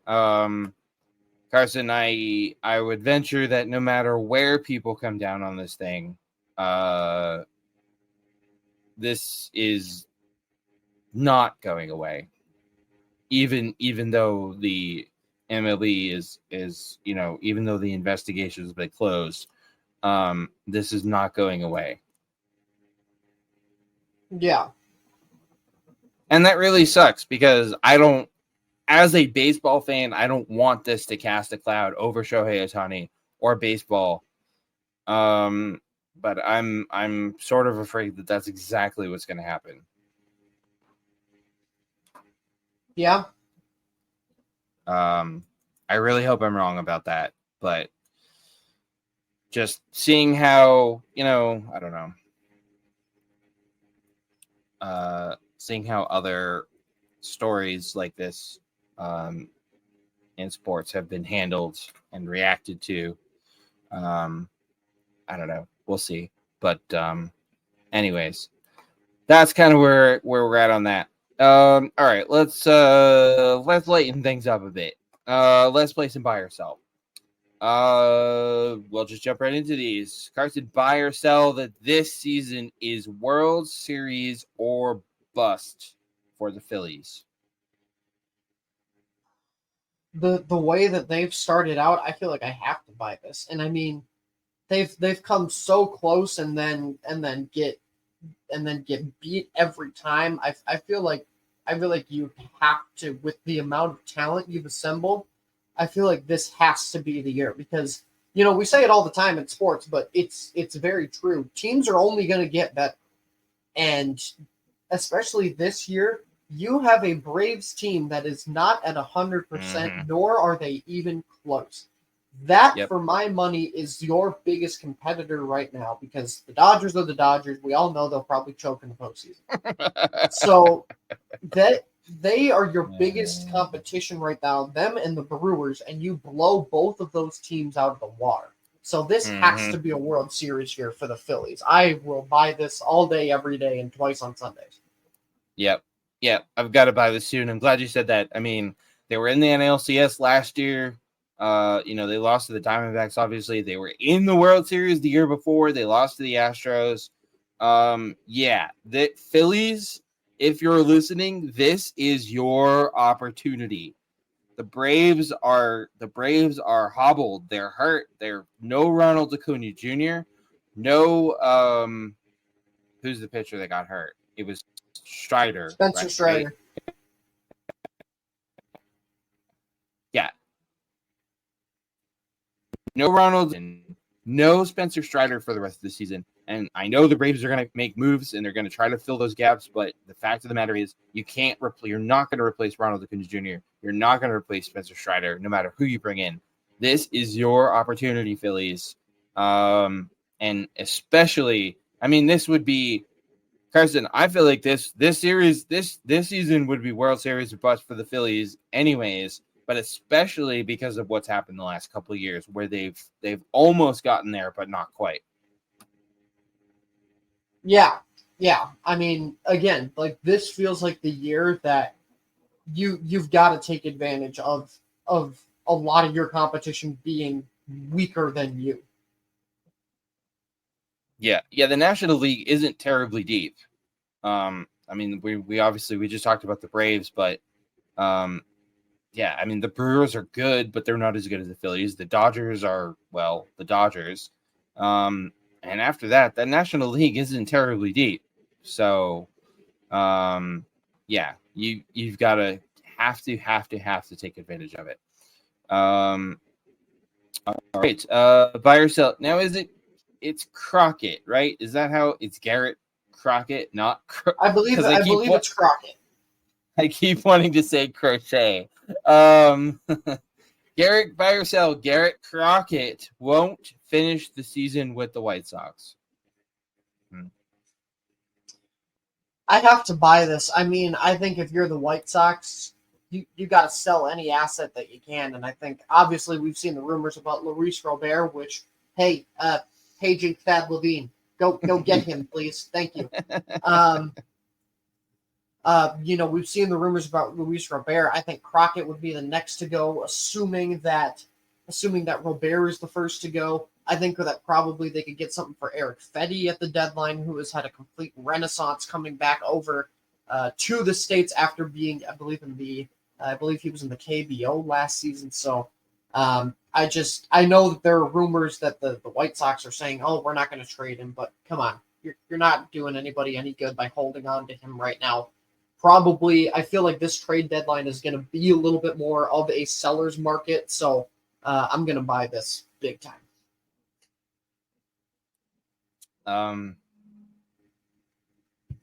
Yeah.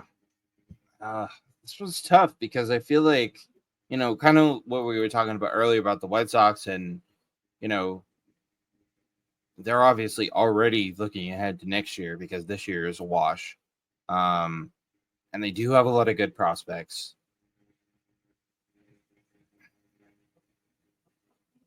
Yeah, I guess I do have to buy this, but only if they can get they've got to make sure that they get the right package in exchange for Crockett. I really hope they don't just trade Luis Robert and Crockett for for a bag of peanuts. Hopefully they get. I mean, obviously, they're going to be looking for prospects in return for these guys. So, I mean, yeah, if they get the right deal, sure. I don't know that I'd be so quick to trade two of your best players, even though as bad as things are going. But I don't know. We'll see. So we were talking about international games earlier, how we want to see more international games. So Carson, buy or sell that MLB should play an all-star game outside the U.S. or Canada.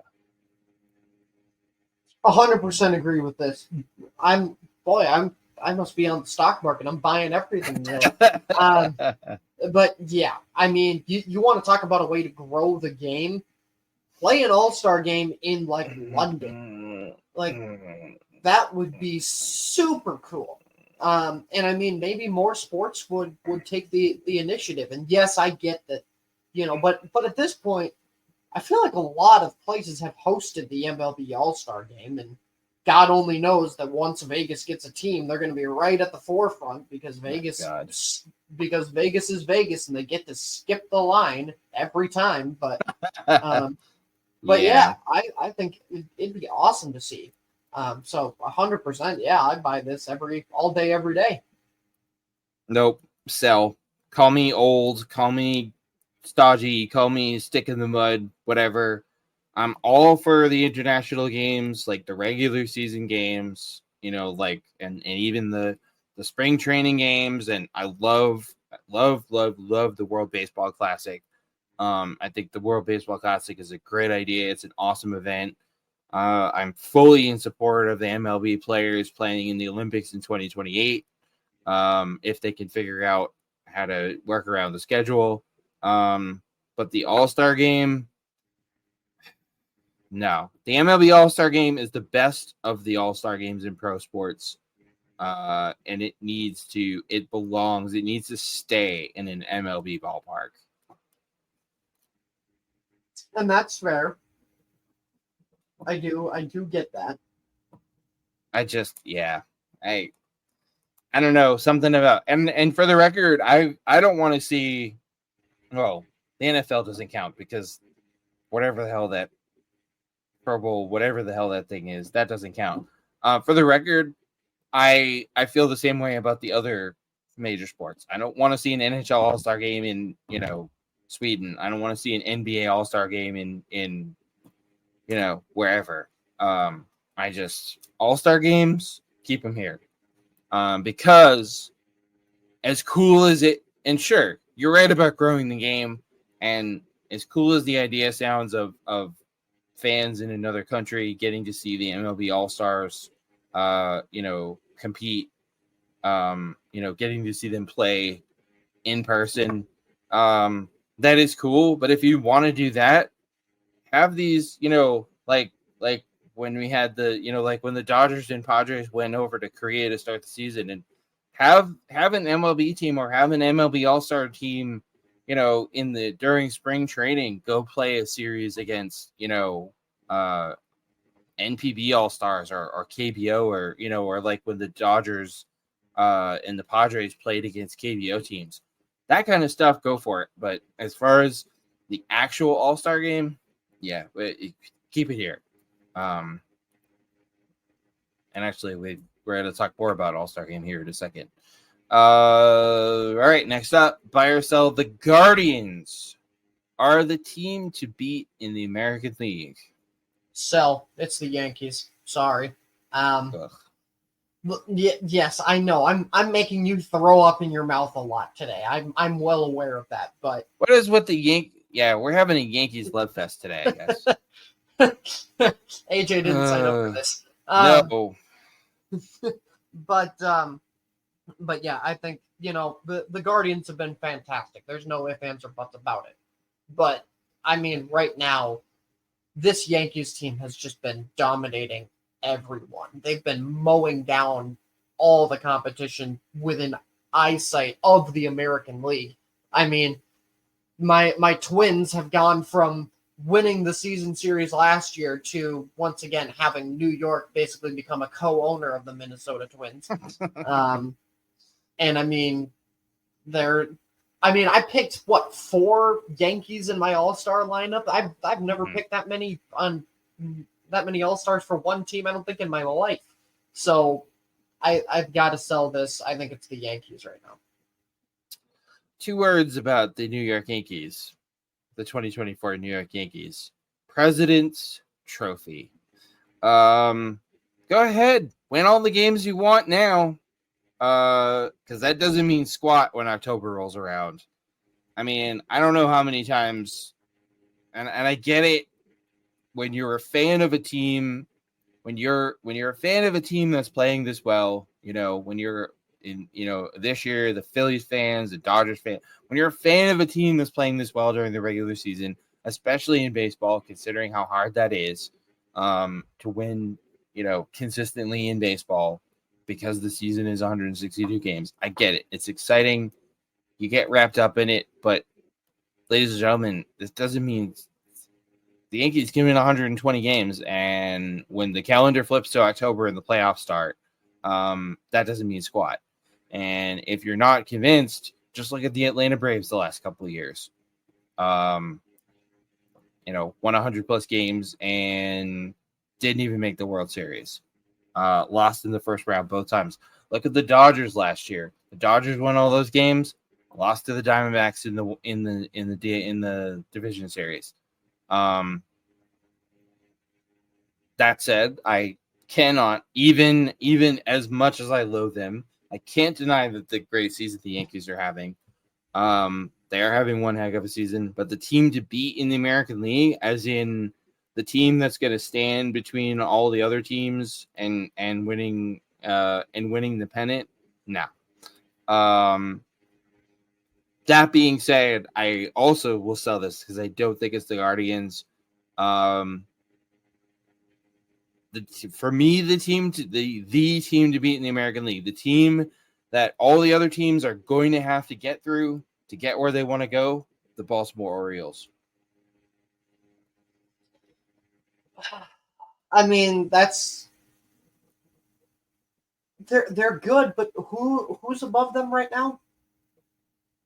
And okay. Yes, but 2.5. Hang on, because I hear what you're saying. I know. Win all the regular season games you want. The calendar flips over in October. Blah blah blah. I know. Doesn't matter. But what team is built for a World Series run? It ain't the Guardians. No. I dare say it ain't the Orioles. Oh. It's the New York. The Orioles. Come on, man. You don't think the Orioles are going to make some serious moves at the deadline? Look how good they are now. Think about they had another arm or two and probably a bat. Folks, Orioles fans, get ready because your team's as good as they are right now. They're going to be even better once the deadline passes. And okay, they're 2.5 games behind the Yankees. Meh.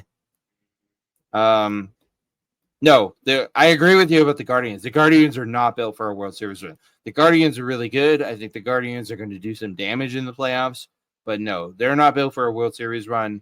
I think another team to watch is the Royals. The Royals have been really good. But I just, as of right now, and I'm not saying the Orioles are necessarily going to win the American League. I'm not saying the Orioles are going to win the pennant or the World Series, but even though I did pick them to win the American League, yeah, I just if you're in an American League playoff team come this October and you want to get to the places you want to go, you're gonna have to go through the Orioles. Yeah, I know Yankees fans. I know, yeah. Well, you're all. I'm making you all mad, but that's just where I'm at right now. Speaking of said Yankees, Carson, buy or sell that this most recent Yankees Dodgers series is a World Series preview. Oh, please. Yeah, I'm gonna go ahead and sell this. I probably would have bought it a few years ago, but the Dodgers have let me down at every turn. So, I gotta sell this. Yeah, I'm selling this all the way. Yeah. Well, I mean, we all know that the Dodgers are the Dodgers. We all know what they're gonna do come October. They're gonna fall apart and lose in the first round like they always do. And the Yankees, we were just talking about the Yankees. Carson, I'll go one step further. I will venture that neither the Yankees or the Dodgers make the World Series. Ooh, that's quite the take. I mean, I don't think the Dodgers should come as any surprise because we know they're going to choke because that's what they always do. I don't think the Yankees get the World Series either. If it goes, I mean, this is way far ahead projections. But if it winds up being the Yankees and the Orioles and the ALCS 7-game series, I'll take the Orioles all day, every day, and twice on Sundays. So, anyways, yeah, that's buy or sell, everybody. And I forgot to put the banner up. I'm sorry, I suck at that. But on to the mailbag. Slightly abbreviated version of the mailbag because we sort of read a bunch of your guys' messages earlier about the whole Shohei Ohtani Marcano thing. But if you would like a chance to have us read your message on an upcoming episode, drop us a line at 8thinningpod.com/mailbag or at 8thinningstretch@gmail.com. And we begin this edition of the mailbag with a message from Justin T. Justin says, what city that hasn't hosted an all-star game in a while do you think should get it? Baltimore. Wow. Didn't even think about it. No brainer. The way that this team has come back and the fans have come back. Camden Yards is a beautiful ballpark.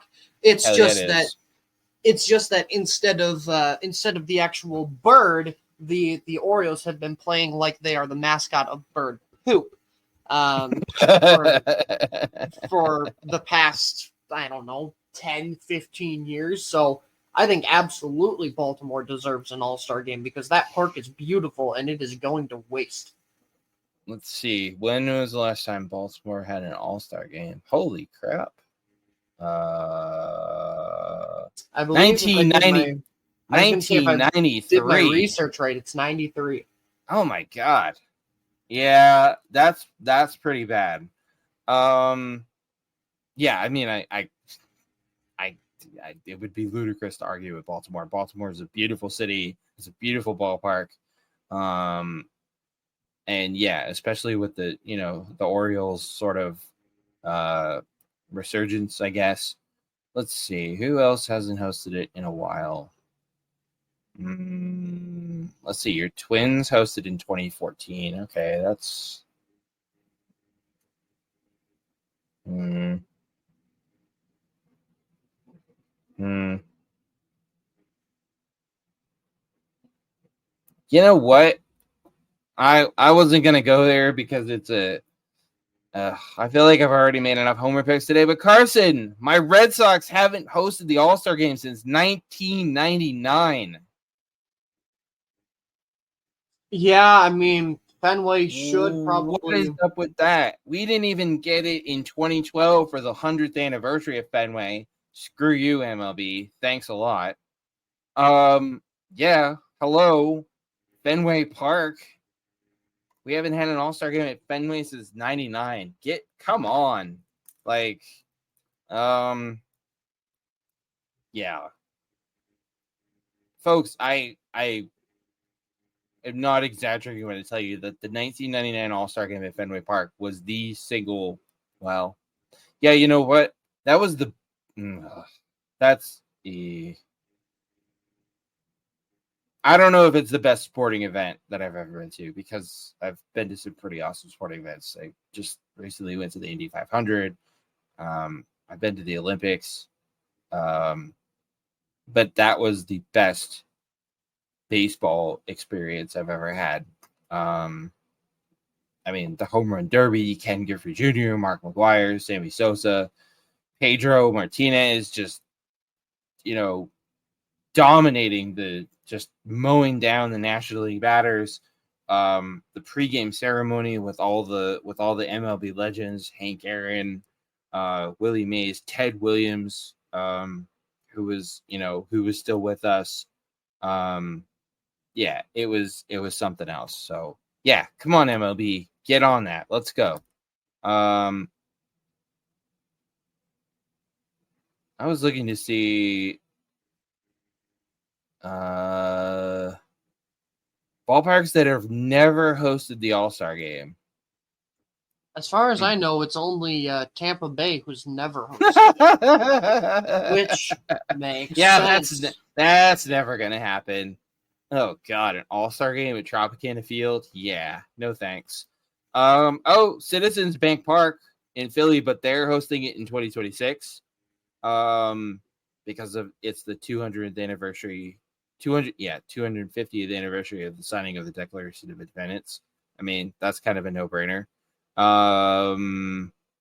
The current Yankee Stadium that opened in 2009 has not hosted the All-Star game.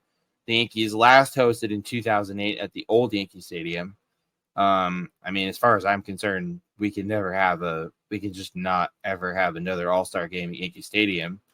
Truist Park in Atlanta. Yeah. Yeah. Well, you could have had it. You could have had the 2021 All-Star game. But it was moved to Denver because reasons. And Globe Life Field, where the Rangers play, they're gonna host it this year. So Tropicana Field never gonna happen. Citizens Bank Park happening next year in a couple of years. Yankee Stadium, that's maybe. Truist Park, probably not. So that's kind of interesting, Carson, that there's only a handful of ballparks that have never hosted the All-Star game. Mm-hmm. That's kind of cool. But anyways, yeah. Carson's vote is for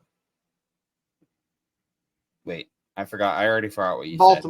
Baltimore. Yeah. Baltimore, and my vote's for Fenway. So a couple of AL East ballparks there. All right, on to the next. Aaron M. Who would you put on your Mount Rushmore of players you've seen play? Oh, now when we say players we've seen play, are we talking like at a ballpark? Are we talking on TV? Like what do we want to I would say either or. I would say we've actually seen them play in person, or we've seen them play on TV. So only players that we've seen play. So, no Hank Aaron or Willie Mays or Ted Williams or, any of the old timers. Okay, so this is my list of the greatest players that I've seen play. Correct. Okay, well, I mean, in that case, Derek Jeter's got to be on that list. Yep. Big Papi, I'll put on that list. Joe Mauer, I'll put on that as number 3. And again, this is in no particular order. Right. Who do I want as my 4th?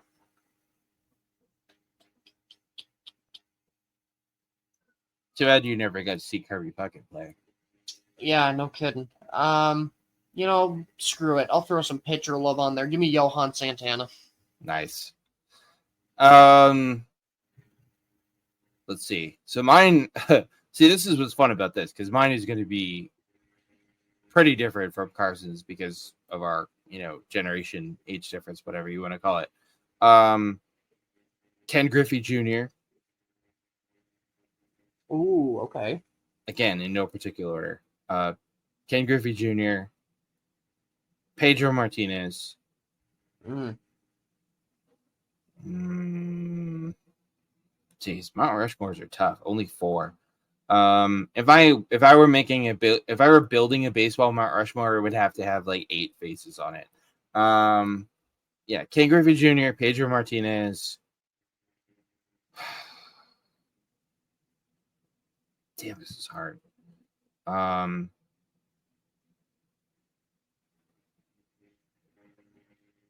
trying to think back to our all 2000s, all decade team. Damn.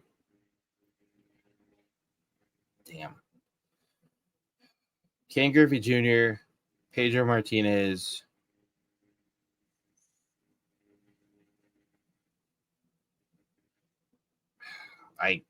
All right, fine. Derek Jeter.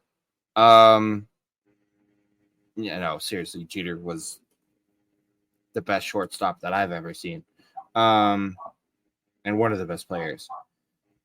Griffey Jr., Pedro, Jeter, and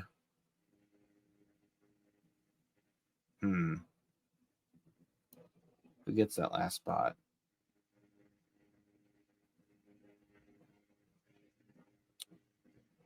Probably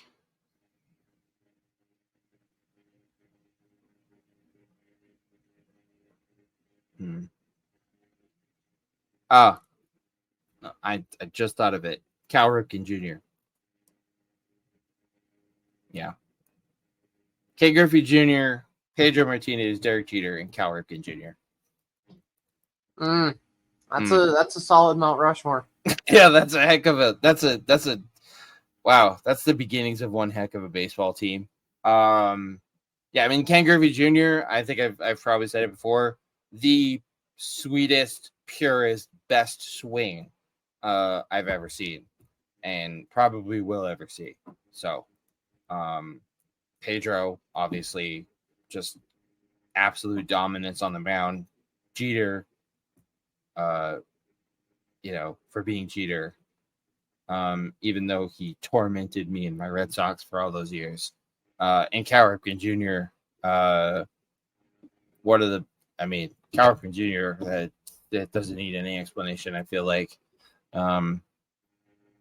The least of which was breaking the all-time, consecutive games played record. So, all right, last but not least, Gabby W. Who's one player you want your favorite team to go after at the deadline? Now, this is assuming that our favorite team or teams are going to be buyers at the deadline. Correct. I think that's a safe assumption. Yeah. Even though they might not be. Yeah. Oh, who would I want the Twins to go after? Oh, man. You know what? I know that kind of the stereotypical answer here would be Luis Robert, but I feel like we're going to have to give up an arm and a leg to go get him. So, keeping it in division, though, I wouldn't mind seeing the Twins go after Mr. Garrett Crockett.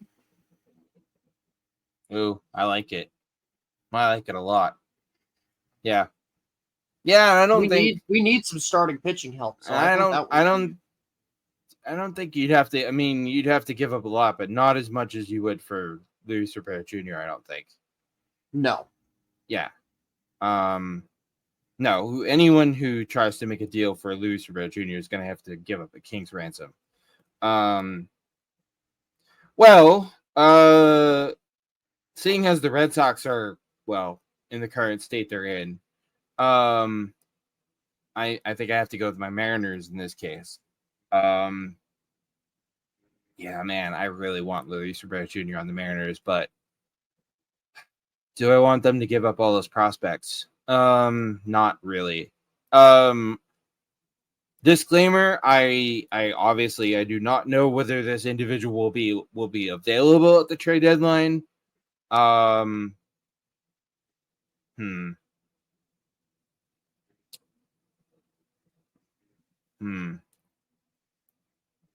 don't know if he's going to be available at the deadline because I don't know what's going on with his current team. But can we please get Bo Bichette on the Mariners, please? Ooh. Or Vlad Jr. I'm open. I'm flexible. Either or.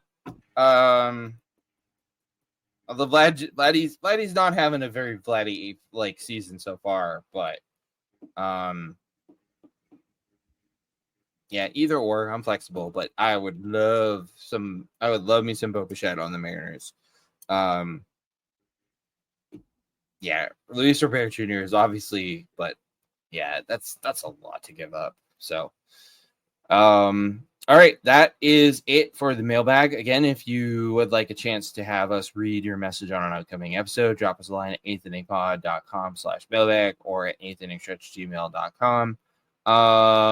Very quickly, very, very, very quickly. Just a couple of must-watch games on my radar this time out, Carson.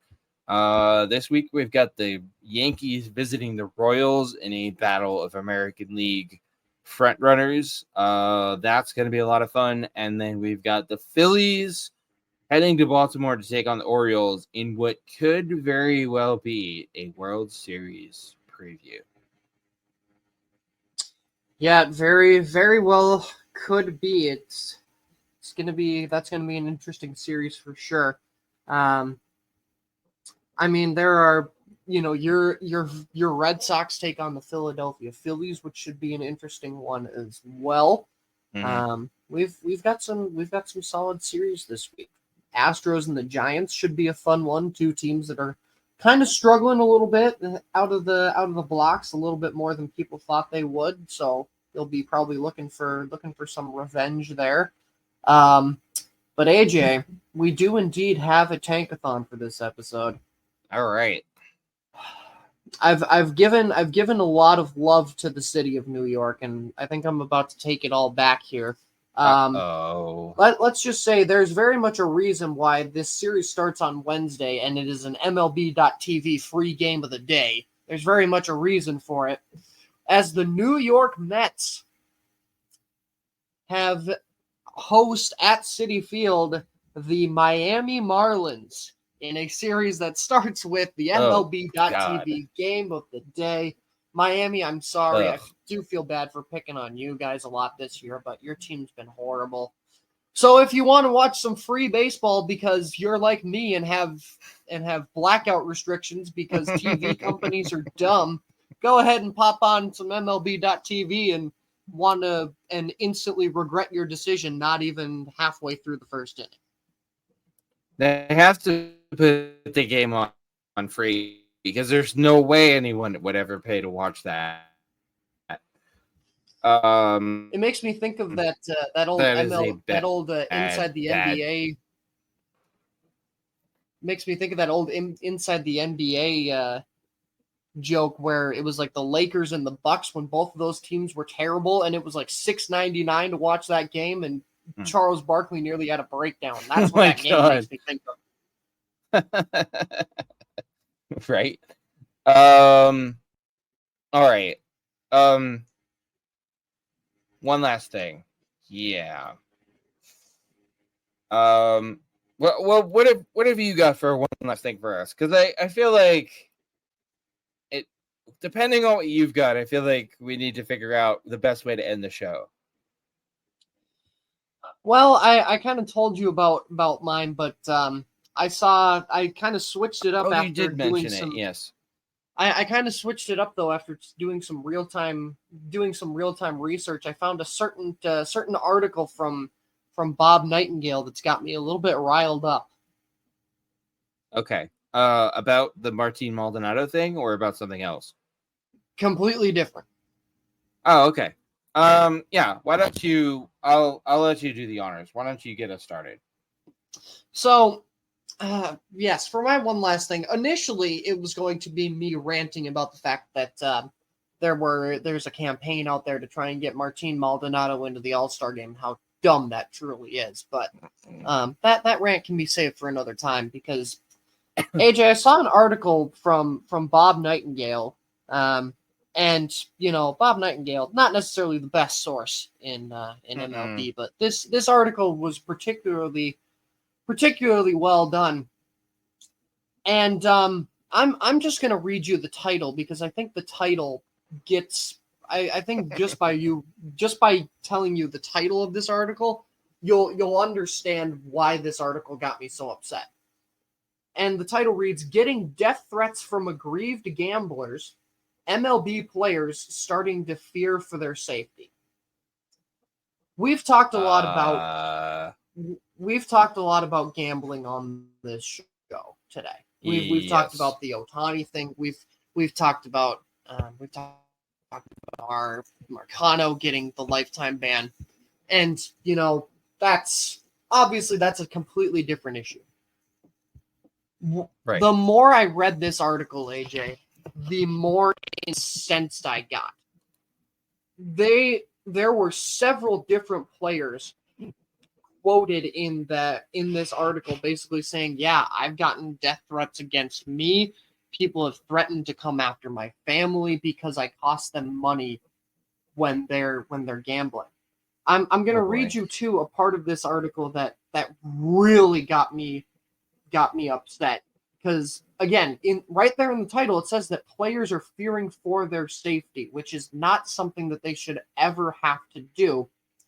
But see, here is where the problem lies, is that it feels like there's no real consequences.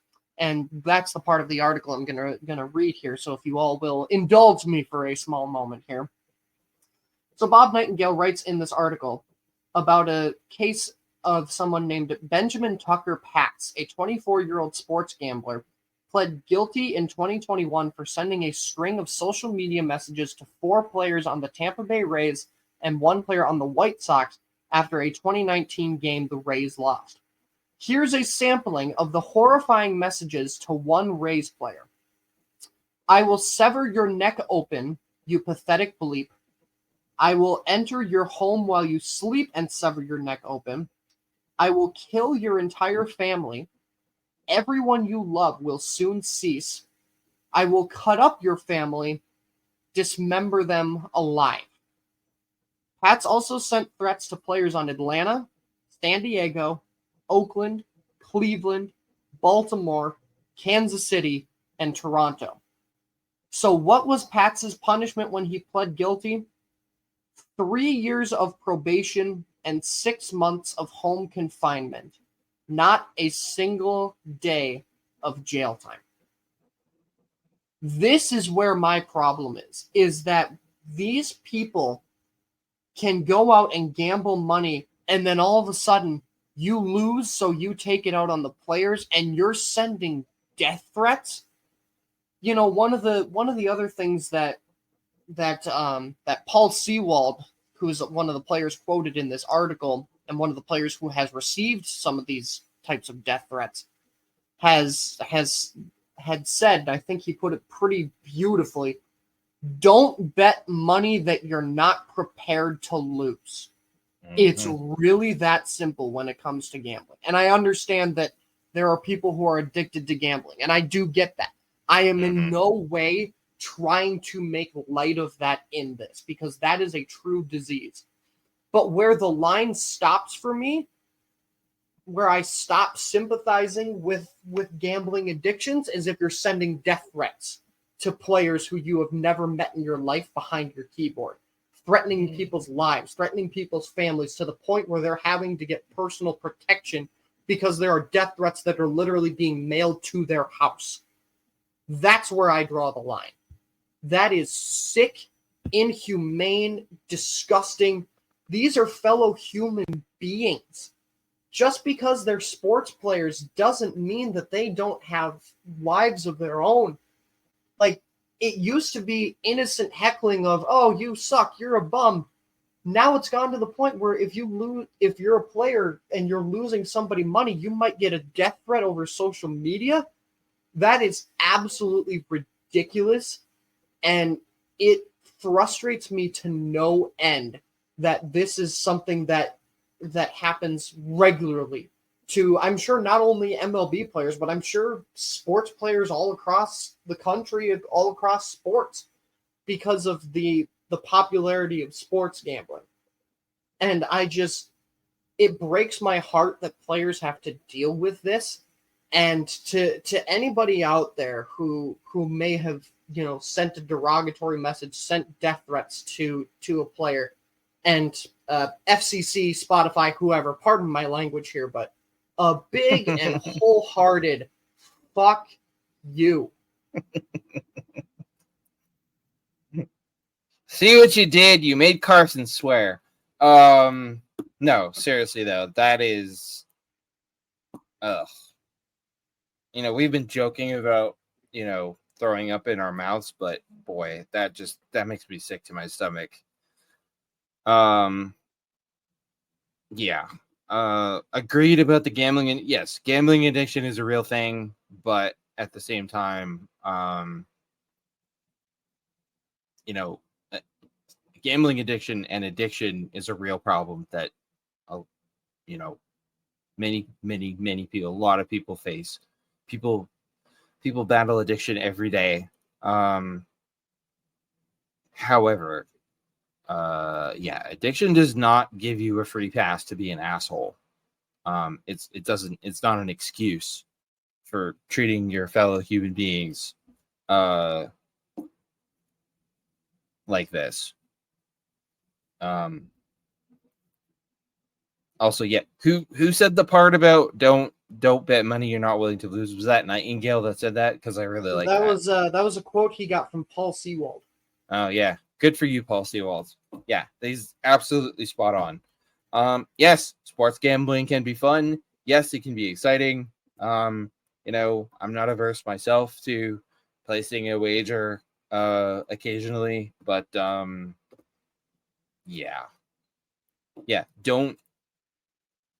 I mean, he's absolutely right. Don't place the bet unless, because spoiler alert, everybody, when you bet, you're going to lose. It's inevitable. It's going to happen. You're not going to win every time. So if you're not prepared to lose, then you're better off just not betting. And if you are, hang on one sec. And if you are somebody, if you or someone is struggling with gambling addiction, there is that national gambling helpline. It's 1-800-GAMBLER. Use it. Take advantage of that resource, whether it's you or somebody you know. All right. I don't necessarily know if my one last thing is lighter in. Well, yeah, I guess it is lighter in tone because we're not talking about any, not talking about people and struggling with addiction or anything.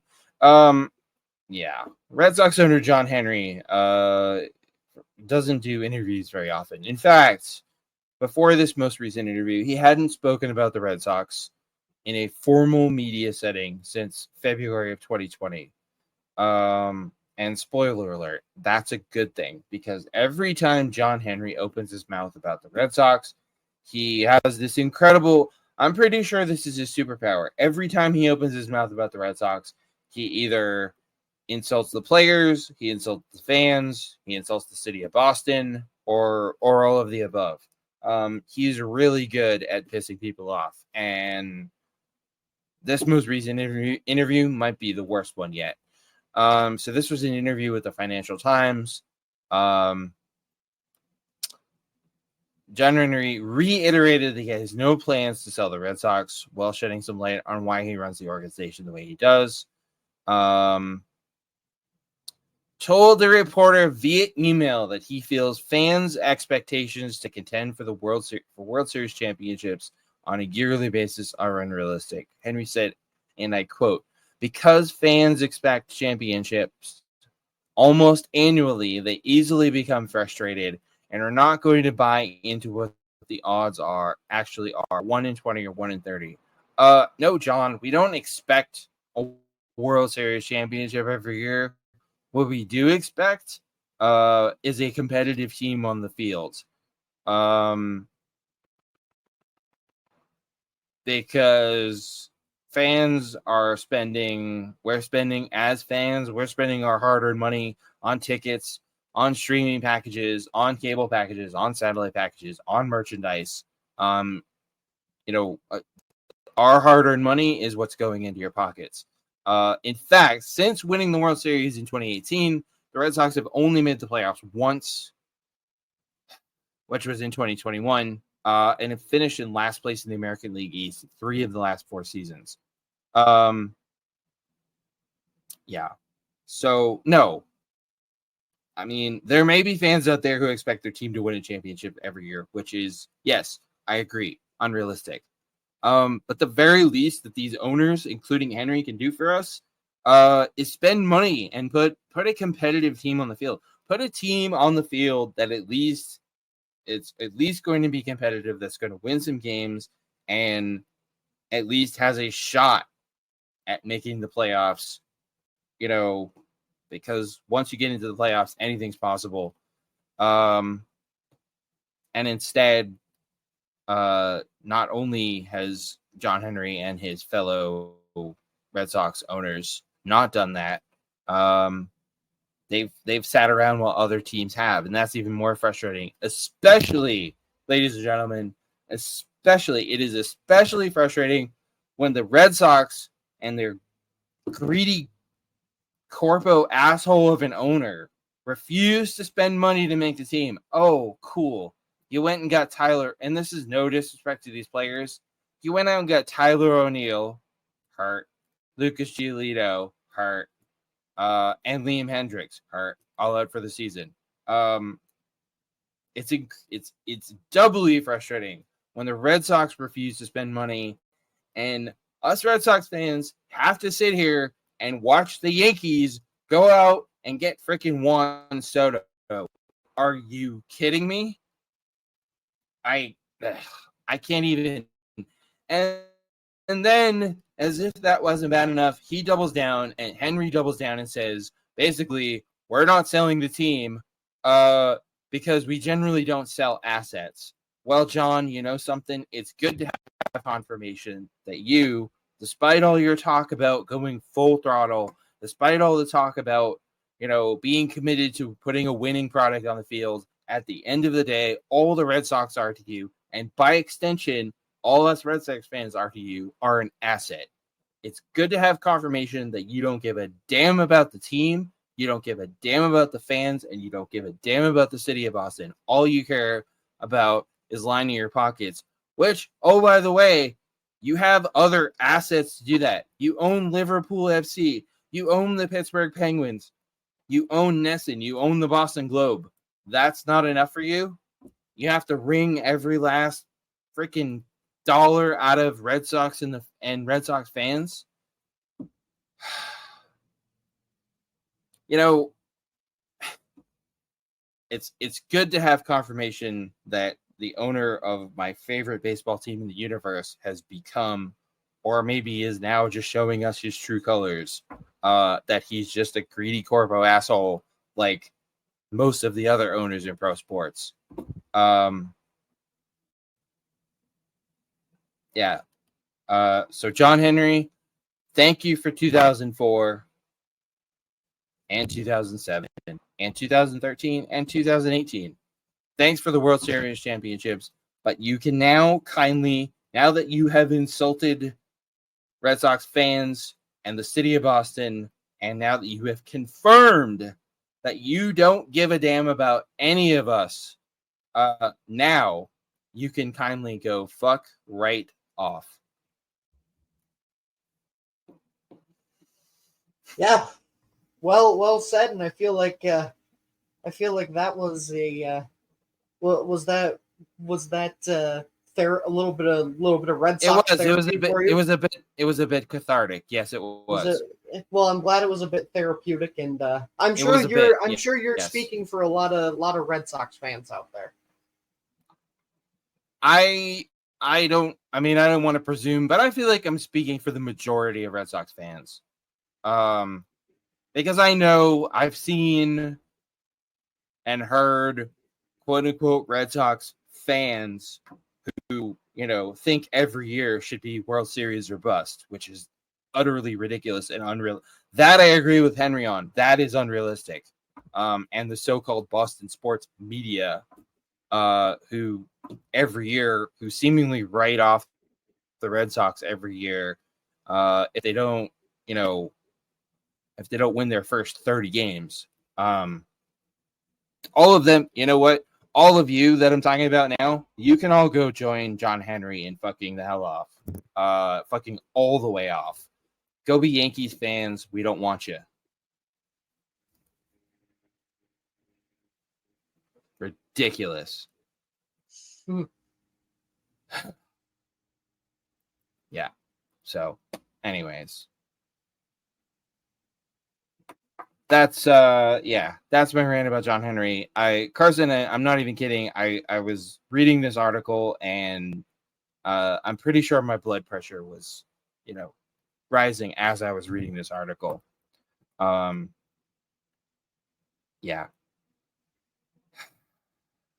Fuck you and the horse you rode in on, John Henry. Unbelievable. All right, everybody. On that note, it is time to end the episode. We've come to the end of another episode here in the 8th inning stretch. Thank you all so much for tuning in. You guys are the best. We couldn't do this without you. We couldn't do this without your support. And don't forget, you can catch us live essentially every Sunday, just about every Sunday, on YouTube, on Twitter, at 8thinningpod.com/livestream. Oh, excuse me. And on demand anytime at linktree/8thinningstretch. Don't forget to follow us at 8th Inning Pod on Twitter. And for more, including our newsletter/blog, 2 Strike Count, and our original documentary series, The Book of Baseball, head to 8thinningpod.com. Don't forget to subscribe for free and get 2 Strike Count delivered to your inbox every Monday, Wednesday, and Friday. And please help us continue making the best indie baseball content this side of home plate by supporting the show using the QR code on your screen or 8thinningpod.com/donate. And if you are watching/listening to this on YouTube, please don't forget to like, subscribe, and turn on notifications. That's it, my friend. We, believe it or not, we're at the end of another episode. Time flies when you're having fun, that's for sure. It does. These episodes go by entirely too fast. That's all we got for you guys. Again, thank you all so much for all your continued support and all your participation. Don't forget to write into our mailbag at 8thinningpod.com/mailbag or 8thinningstretch@gmail.com. Keep an eye out for a new poll question on the website tomorrow, as well as a brand spanking new edition of 2 Strike Count.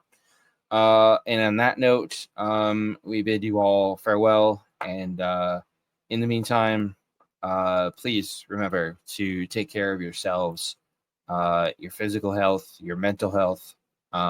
They're equally important, and to take care of each other.